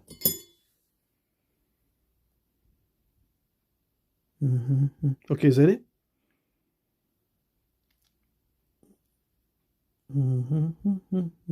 All right, so let's get back. I'm anxious to make this knife blade. Yes, I am. I want to get it over with. put the glove back on since this is a larger piece. It's a larger piece so that, I mean, the glove's not going to interfere. When they start getting this size and under, the glove starts to interfere with the process. Okay. We were supposed to do one more, but I took too long. All right, let's see if we can get this down to a blade quickly. It's a biface right now. It's not quite a knife blade yet. Although if I sharpen the top, I could use it as a knife. You just hold on to the bottom like this. Just a little teeny bitty knife. But I want to haft it in this handle because it's fancy. Yeah. So, let's see. The hardest part of Flintknapping is coming up.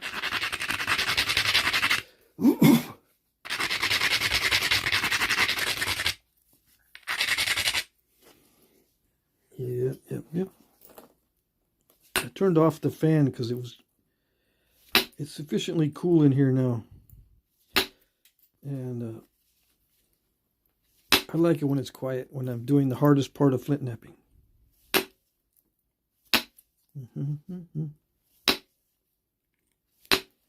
What's the next hardest part? Doing duplicates. Making something to spec. And in case you don't know, when you make these to spec, it produces more waste than if you were to just do things randomly. Okay? Some people are all weird about saying that if you do it right, there's hardly any waste. Well, what's not right about getting matching weights and sizes? What's not right about that? If you match the weights and the sizes, it wastes more material. Well, I shouldn't say waste. It causes more debitage.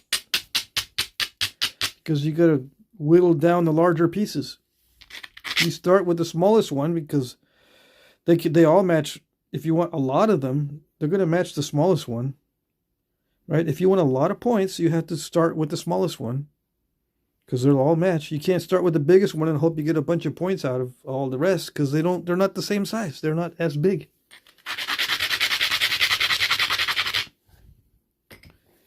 Right? But people don't think that these were made in sets. They think they're just one-offs, and they think they can make them any size they want. No.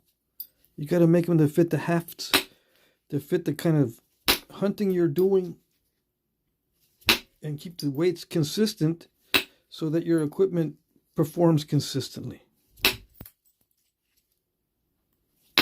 And that produces more debitage when you do that.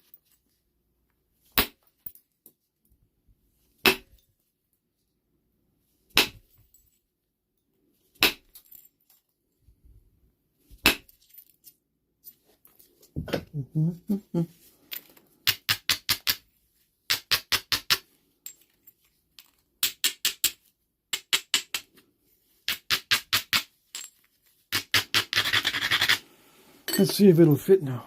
Oh yes, it fits. Well, no, it doesn't reach the bottom. It doesn't quite reach the bottom yet. So it needs a little bit more refinement. Let's see if we can do the refining so that it will fit just right.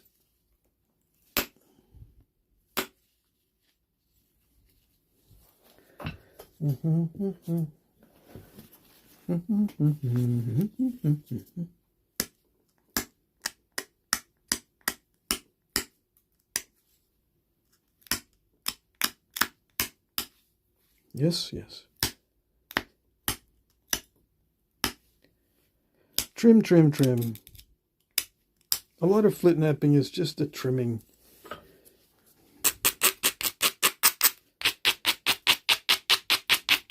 Trimming and the abrading. Yeah. And then the dangerous flaking.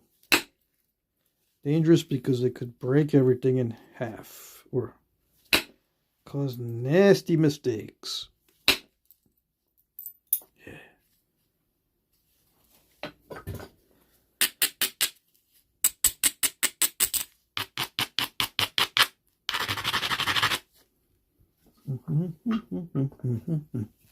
Ready?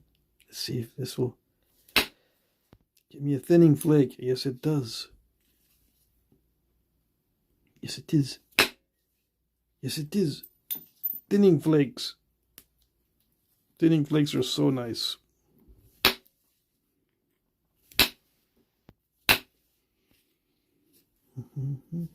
Oh yeah, I'm pretty sure it fits now. Yeah, it goes all the way to the bottom, and there's a little bit of room to maneuver to get it straight.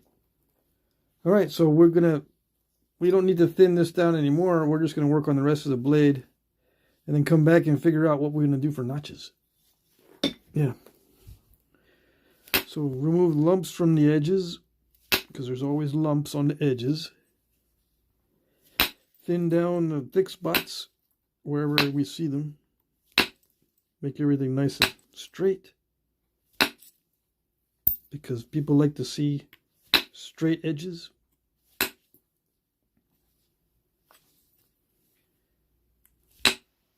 Some people like the rustic, uneven edges look, but that's rare.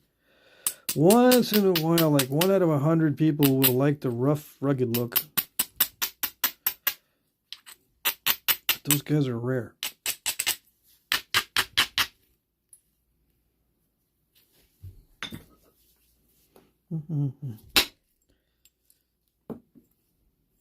Did I take too much? Almost took too much off.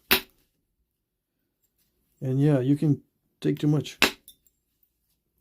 Some guys are worried about being able to take any at all off the thickness. Yeah, when you're new, that's what happens.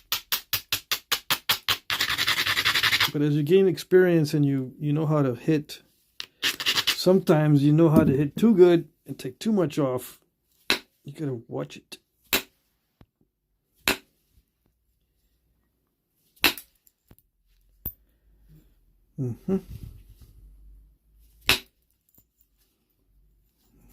Are we ready? I think we're almost ready. We're almost there yet. What are we ready for? For the final sharpening. Once we get the blade done, well, the notching and the final sharpening. Where is my file? No, that's not going to do it. We're going to take off some of the edge too. So I use a coarse abrader. It takes off a little bit of the delicate areas. We still got delicate areas that will interfere with the further flaking. We've got further flaking, yes. See, we still got lumpy areas. Okay, all right.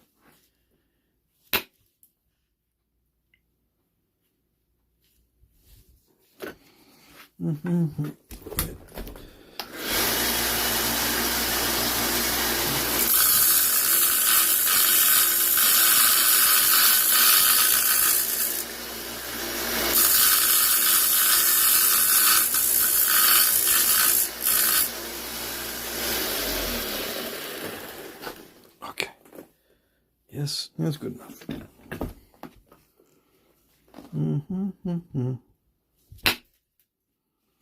Alrighty. Yes.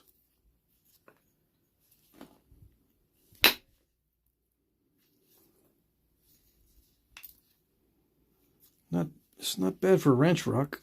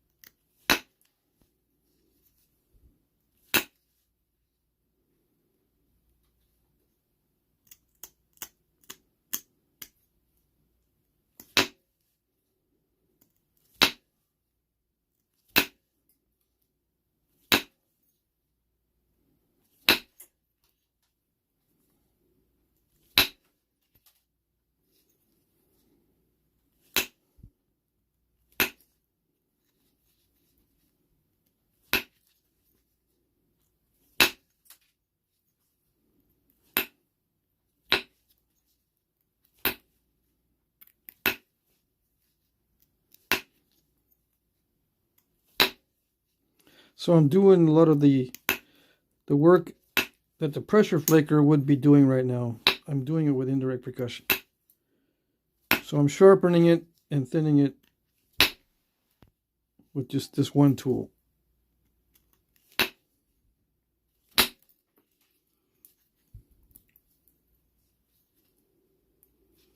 Because I can. Yeah, it comes in handy. Yikes. Edge is starting to get too thin. When it does that, that means the edge is starting to get too thin for what I want to do. So no more thinning. I was wanting to do more thinning, but the edge doesn't like it. And you don't want to argue too much with the edge. You do want to argue a little bit, but if you end up arguing too much with the edge, you will lose the argument. Because the edge will not cooperate.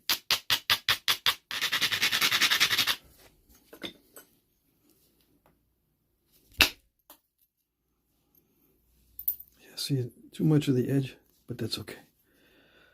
I think that's where we're going to put the notches anyway.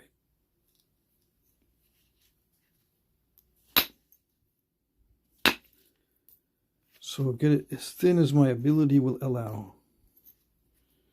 Within reason. I don't want to push it too much.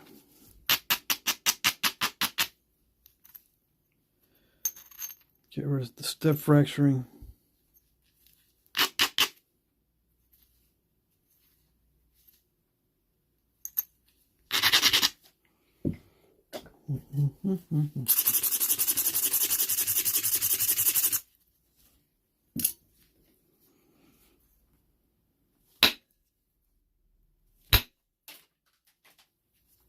Those flakes are flying.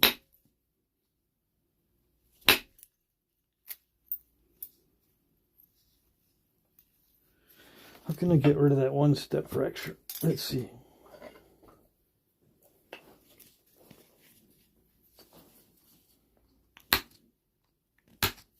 Yeah, like that. That's money, dude. Whoo.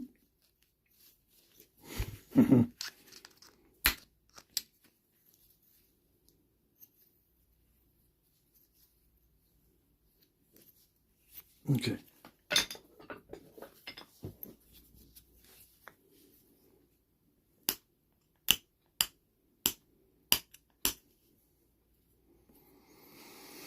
What do we got in the chat? What did I miss? Anything? Victoria says hi. It's not sharpened yet, Matt. Let's see. Who else we got? No matter what. No matter.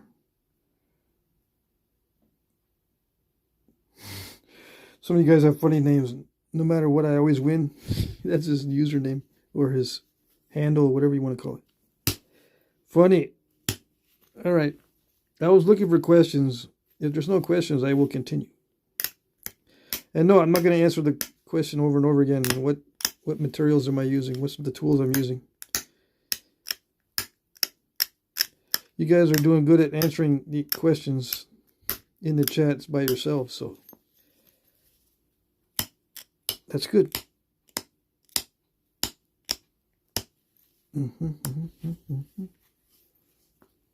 So I'm just going to quickly sharpen this. Nothing fancy.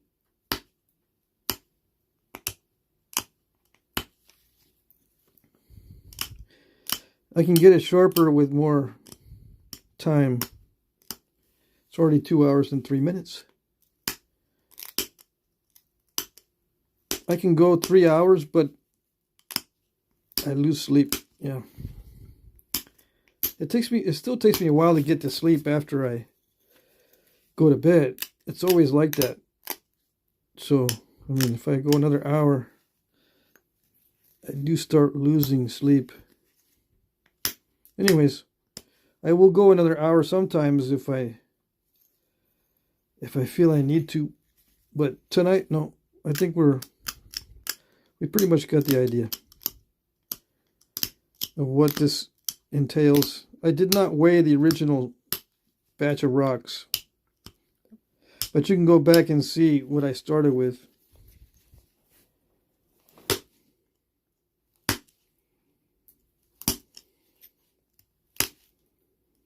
And yeah, it helps when you have good material to start with. It was pretty good material. The ones that made the cut. There was one that was heat damaged or something. One of the rocks. I had 3 rocks. About 4 inches in length. Blocky types. I was able to get some good bifaces. Okay, so let's figure out what we're going to do. I'm done with pretty much with the sharpening. Yeah. Don't need to do much else. All right, so yeah, it's a knife blade. I just need to figure out what kind of notches I'm going to put in there. Now, the easiest thing to do would be a Nolan, right? I wonder if Nolan is contemporary with the Edgewood, right? We did an Edgewood. Let's see.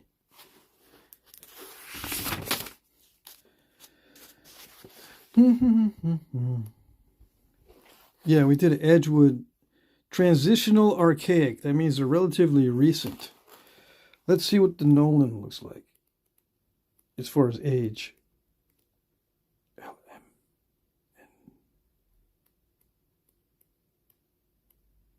Why Nolan? Because it's easy. Middle archaic. Oh, these are earlier. But see how easy those would be? Yeah, I can make a Nolan so easily. Yeah. But these are too early, right? Or I can just, it doesn't matter really. Let's see, middle to late archaic for one of these. Motleys.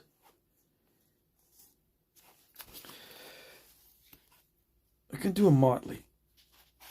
Because it's similar to a Nolan. Easy peasy.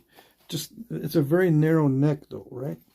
But this one is a narrow neck too. We can make one. It's too narrow for this. We'll just narrow the neck down until we get something that looks like that. Yeah. So that's the handle it's going in. I'm just going to make it look like one of those Motleys, or I'm just going to take the sides in. No barbs. Maybe a slight barb.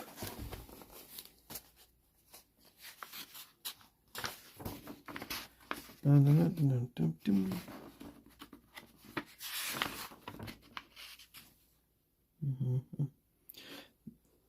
Montels are late archaic. Do a Montel? Does a Montel fit in this? The Montel might fit in this.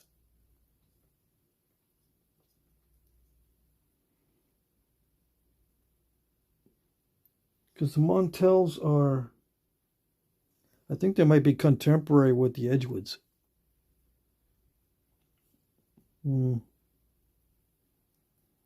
Maybe. Let's see if it, I'm looking to see if it actually makes sense to make one.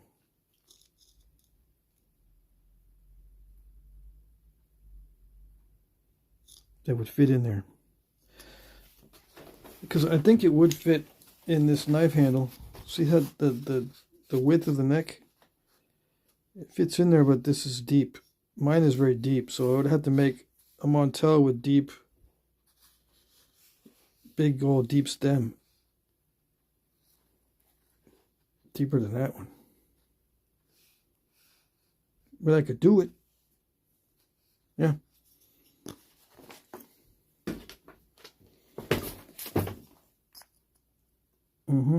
Okay. Let's do it. It's the same time period or thereabouts. So that's why I'm doing it. Let's see if we get the width correct on the stem.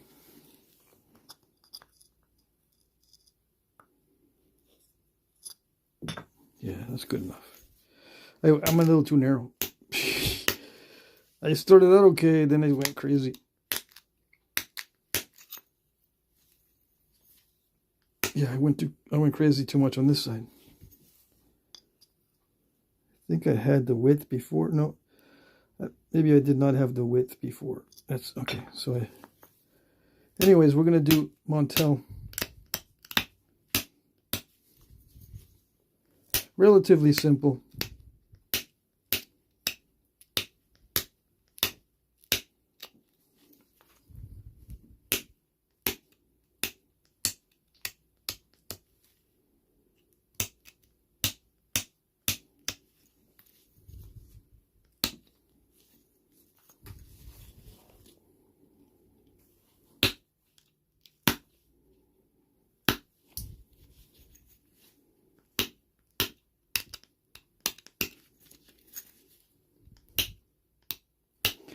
Not as easy as Nolan or Motley that we were looking at, but it's okay.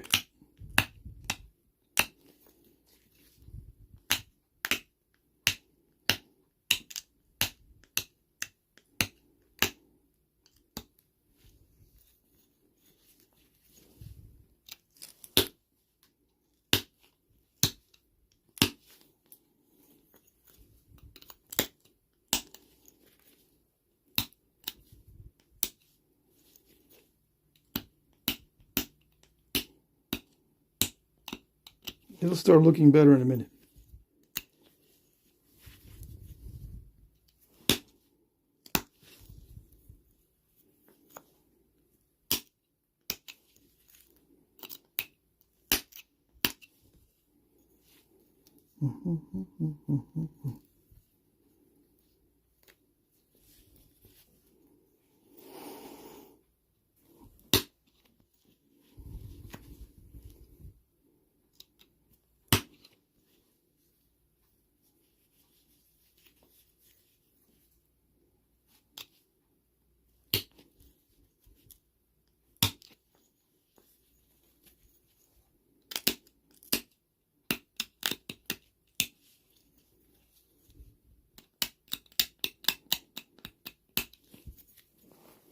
Let's see now.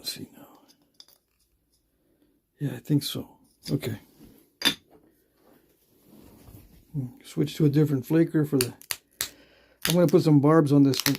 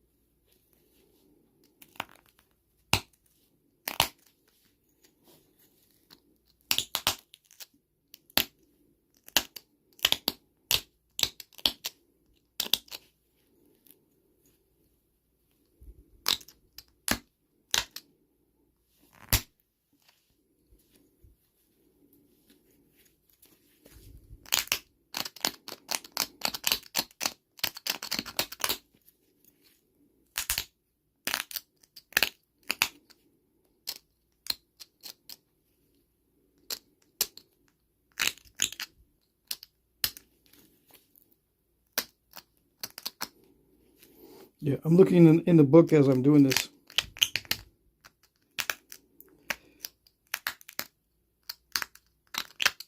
I probably should do the base notches, or the base notch first.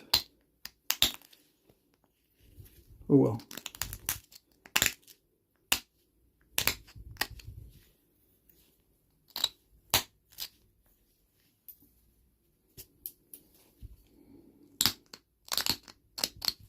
The Montels sometimes are difficult to replicate.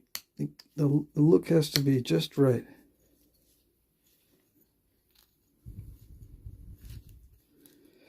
Okay, so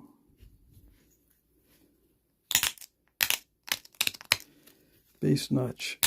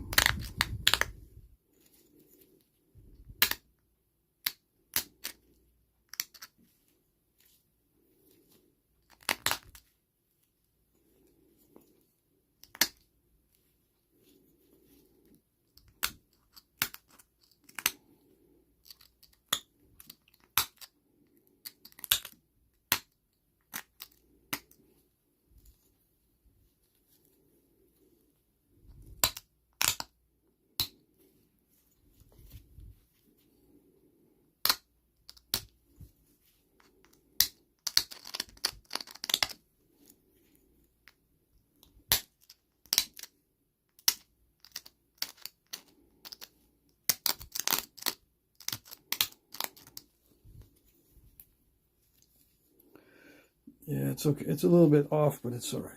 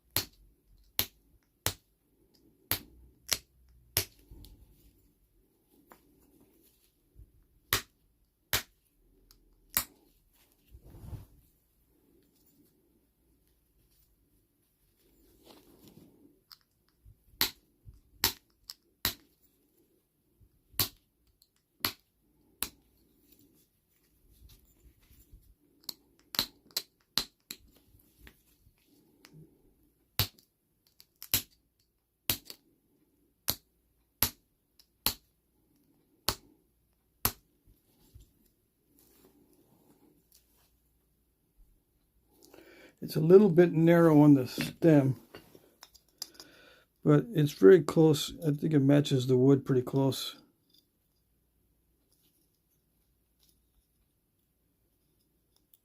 Yeah, it's good enough. Yeah. Okay, so let's haft it. So the edge is relatively sharp. It can be improved. There's dull spots and things, and it's kind of thick. Because I just used the spatula tool to shape it. It's not fully sharpened yet. And probably should have been a little bit wider across the neck. I got a little carried away putting in those barbs. That's okay. Let's see what we got.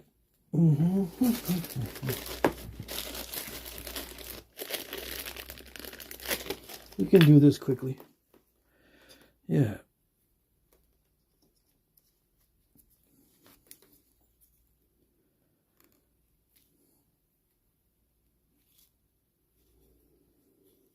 So this is just a simulation. The real hafting glue is the hot melt stuff. The resin. This is just for demonstration purposes. This is a modeling clay. So I could take it apart, clean up the Montel point, and offer it in the next auction. But it's the same procedure. I'm using the same procedure I would with the real hot melt glue. The natural resin or whatever.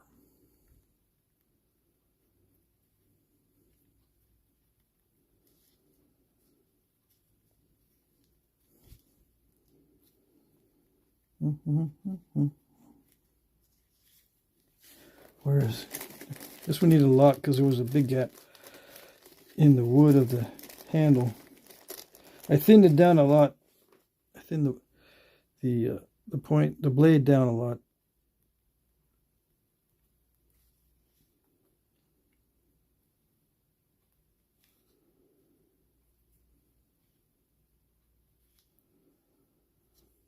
So there's going to be a gap.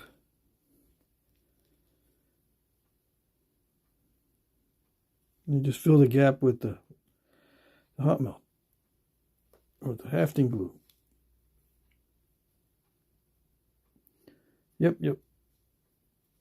And with a knife handle, it's good to have a large notch.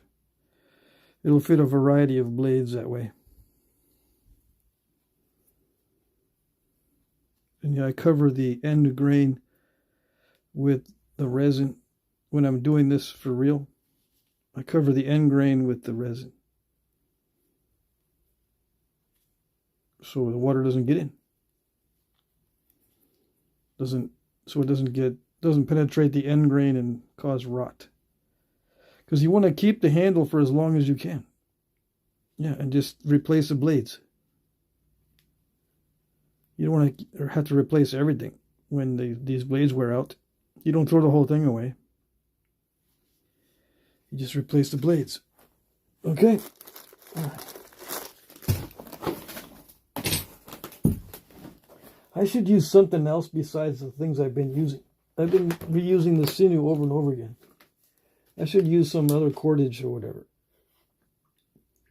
But we'll just keep using sinew until I remember to bring another batch of cordage of some sort. I've got tree bark I can use. I've got elm bark. That's one of my favorites. It's not that strong, but it works for knives.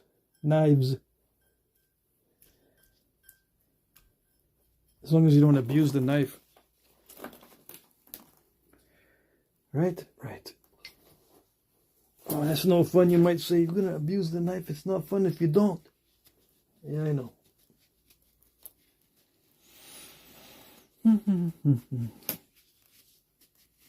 Okay. So, yeah, I've been reusing the sinew.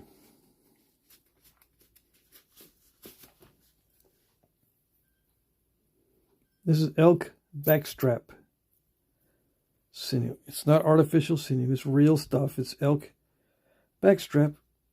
It's the silver skin off the loin, right? They call it backstraps. It's the silver skin off the backstrap meat.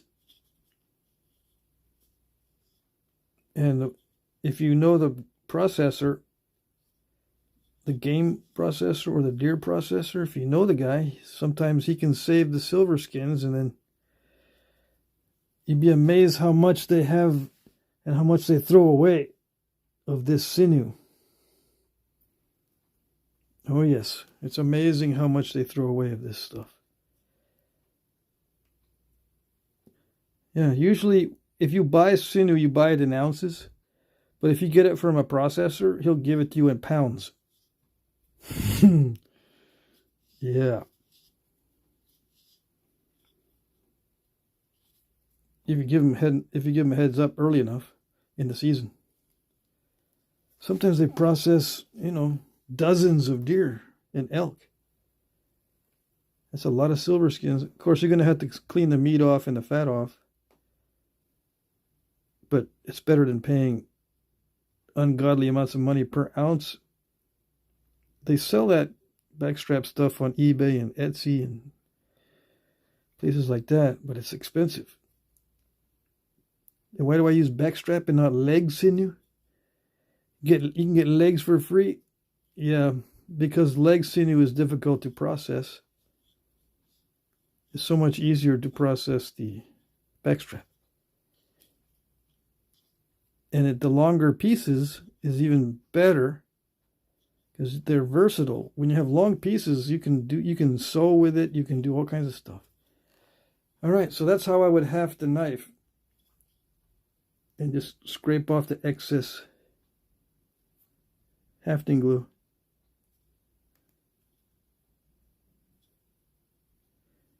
And it's in there pretty good. It's got the tooth looking stem, which increases the surface area. It's not going to pull out. It increases the surface area inside the notch when it's got that centered notch in the blade. This center notch, I used to think it was just cultural, but I'm getting to believe the center notch is for gluing. It increases the surface area of what is being glued, so it holds better. Yeah. Okay?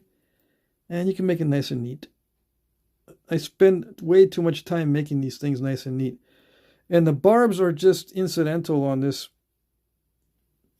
What the barbs do is just makes the blade longer. More usable blade. And the barbs are not very pronounced, so they're not going to get in the way.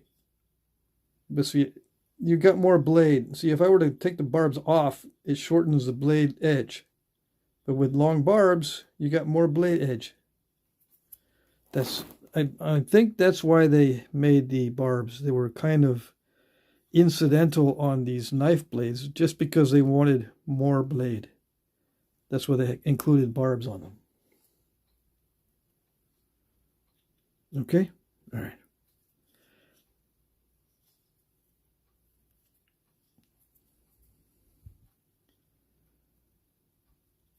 And I put an indentation on the sides here so the sinew doesn't slip off. Because if it's tapered, see on these, the arrow points, the wood is tapered toward the point. But you don't have to worry about this coming out. And if it does, it's not a big deal. Sometimes, especially war arrows, you want the arrowhead to come out in a wound. So it's a different setup. They're tapered. On the artifacts I've seen, the wood is always tapered. There's no indentation like this. Now, on artifacts, I haven't seen this, but this is the way I do mine. On the artifacts, I just see a straight piece of wood usually. It's just straight. And usually round. The ones that I've seen. Or slightly flattened. This is flattened. Right? But on artifacts, I see them either round or just barely flattened. Now, it can be very flat sometimes.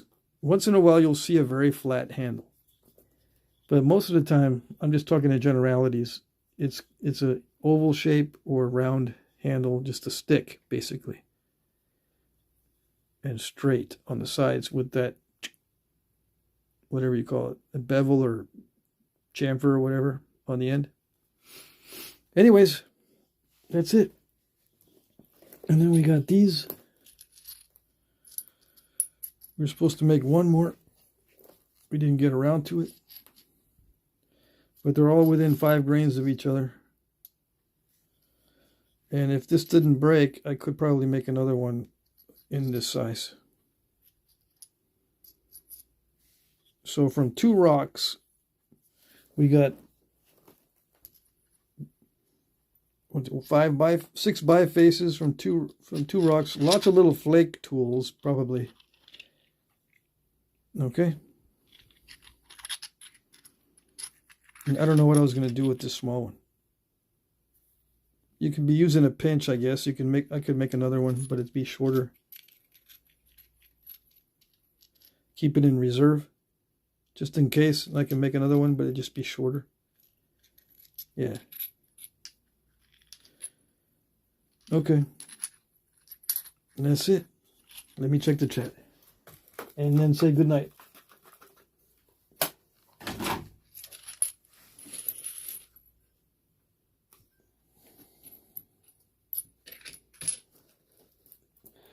It's messy today. So tomorrow night's going to be slab night. I'm going to be working on slabs. Yep. So don't miss it. Be there or be square.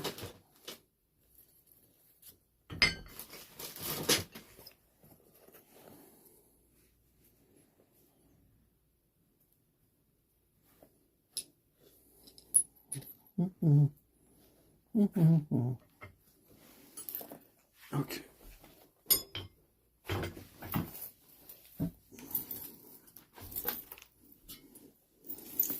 I'm going to clean up a little bit so I don't step on these flakes on my way out and carry a bunch of them in the soles of my boots.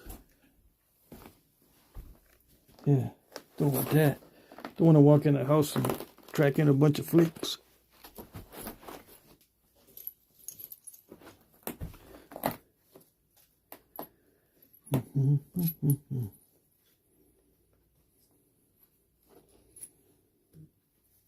Here's the other one. Duh, it's already halved it. That's for another project.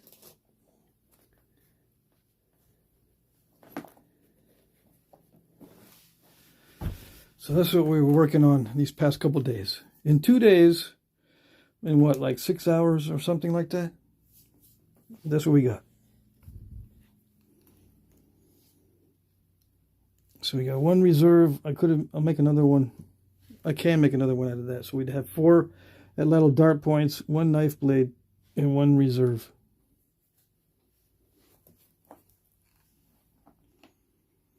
Health Preacher says, I'm impressed with your work. That's amazing. You can get within 5 grains of each arrowhead. I'm glad you think so. Thank you.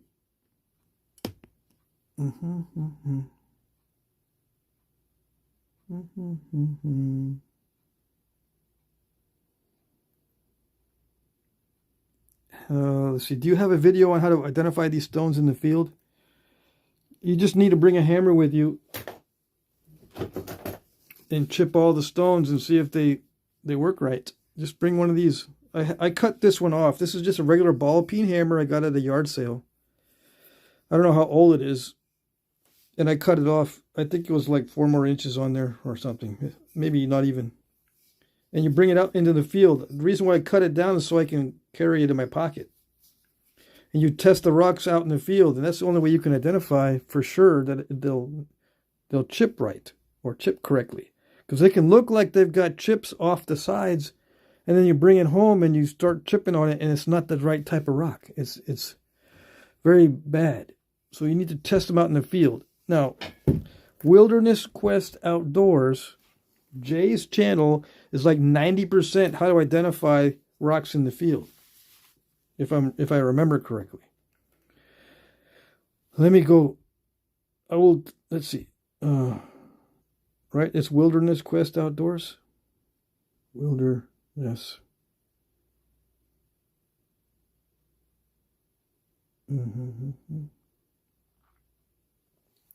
Yeah, Jay Valente's Wilderness Quest Outdoors view channel.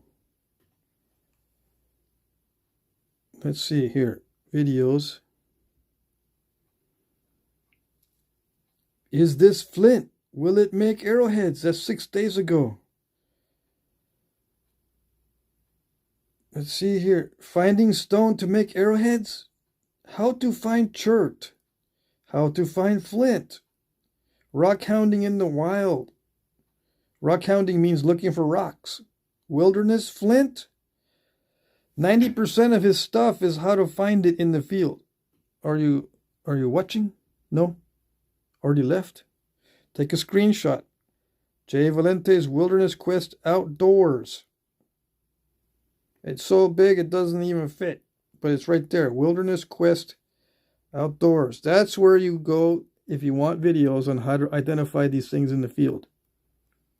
So I saved you the search. Yep. And he was in the chat. You missed it. You don't need to be so critical. Come on. We're just dudes in the chat. Come on. All right, fine. I'll cut you some slack. You're just dudes in the chat, I know. Are we still live? Okay. Let me see. Where am I? Where am I? Am I right there? I'm right there. So, Creek Ninja Landry says, thanks for the great reasoning about the basil notch. I was wanting to ask your opinion, and then it came. I watch and enjoy you and your special skills every night. Thank you, thank you. Yep. Thank you very much. Are non-notched points a thing as far as artifacts go? Yes, there are non-notched points. Many, in fact. And most of them were just held on with glue and not any lashings on the blade. Okay, a lot of them just held on with glue. But, you know, if there is notches, you probably can deduce that they were lashed. But there are non-notched points, yes. Let's see. TJ and Soul says he taught me everything I know. Yeah. All the way from Australia. Let's see. All right, let's see. What else? If I missed your question, I apologize. I have to apologize every night because I missed questions. Sometimes these stones just break. Yeah, they're not durable. It's not like steel points. These things will break and snap and chip, just like what we were doing. We break and snap and chip when we make these. They will break and snap and chip when we use them, or when they used them in the past. But that's the best of what they had in the past. You know, before metallurgy, they would use stone tools, and they got sophisticated. I mean, that's pretty sophisticated when it gets to that level. You know, point mounted to foreshaft, and then the foreshaft inserted into the main shaft. This is the height of the Stone Age. This projectile point system, and then arrows are even more advanced. They can be very persnickety. Yeah, arrows, all different types, and the foreshafts remained. You know, the tradition was carried on with the foreshafts into the arrows. This, you'll notice that it's tapered from the fat end here down to the skinny end there. That's one way to make the foreshaft for an arrow. The other way is this is fat in the middle and tapered toward both ends. And this is the tang that's inserted into either a cane, reed, or drilled. You can drill out a void. You only need to drill out down to about this much. And if the main shaft has pith, you just jam it into the pith at the bottom. This should be like as wide as a pith down here. But you drill out about that much. I would say 1.5 inches or so. And yeah, I signed these. This is for a project that I was supposed to do a long time ago.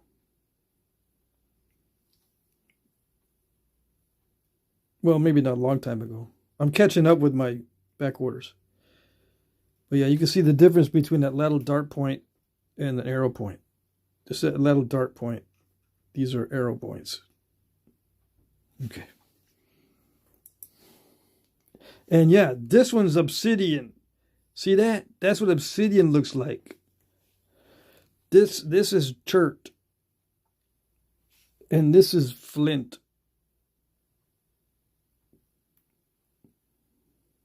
Oh yeah, I showed the translucency or not. I take a long time to say goodbye, huh? Dude, you said you were going to say goodnight like an hour ago. Come on. I know. I just want to show, I want to see if there's translucency, okay? I'm a sucker for translucency. Yeah. Okay.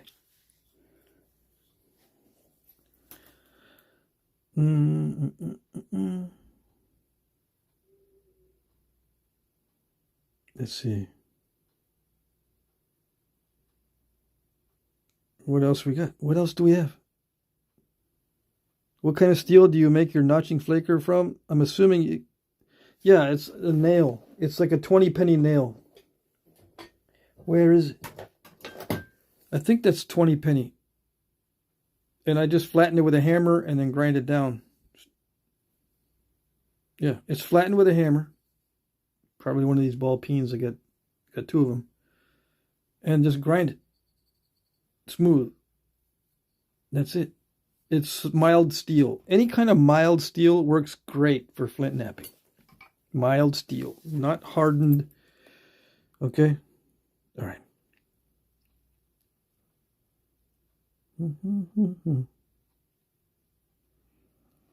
So, if you want to know the types, I hefted a Montel.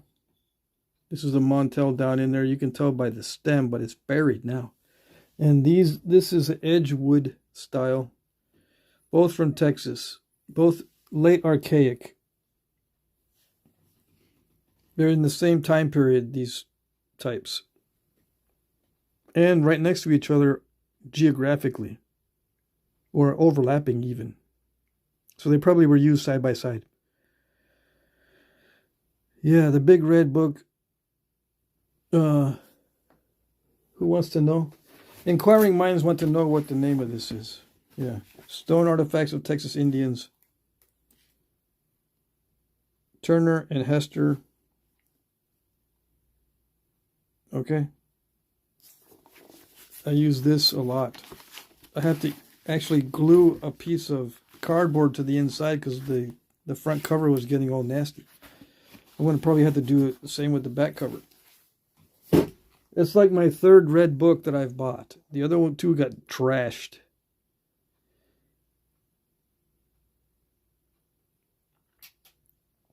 Yeah, every Monday I have an auction where I sell my stuff.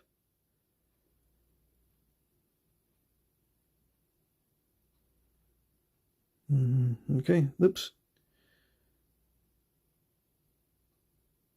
See this stuff here? How did people do this? Look how many views. 683 views. It gets me so ticked off. And all I do is I post a puzzle with no answer. Or double tap your screen to see the correct answer. That's a first. Now they finally put one of those. But there's no work involved in this.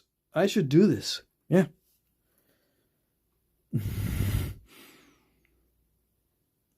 See, this one doesn't have an answer to it. Man has 3 daughters, April, May, and June. What is the father's name? See? And look at the views. More than I get. 86. Am I jealous? No, I'm just ticked off. I don't have to do any work and it would be better. All right. I think that's it. I'm going to say goodnight. Yes. All right. We'll see you guys tomorrow. I have a live stream every night, 9:30 p.m. Eastern time. That's when they start. All right. We'll see you then. Take care. Bye-bye.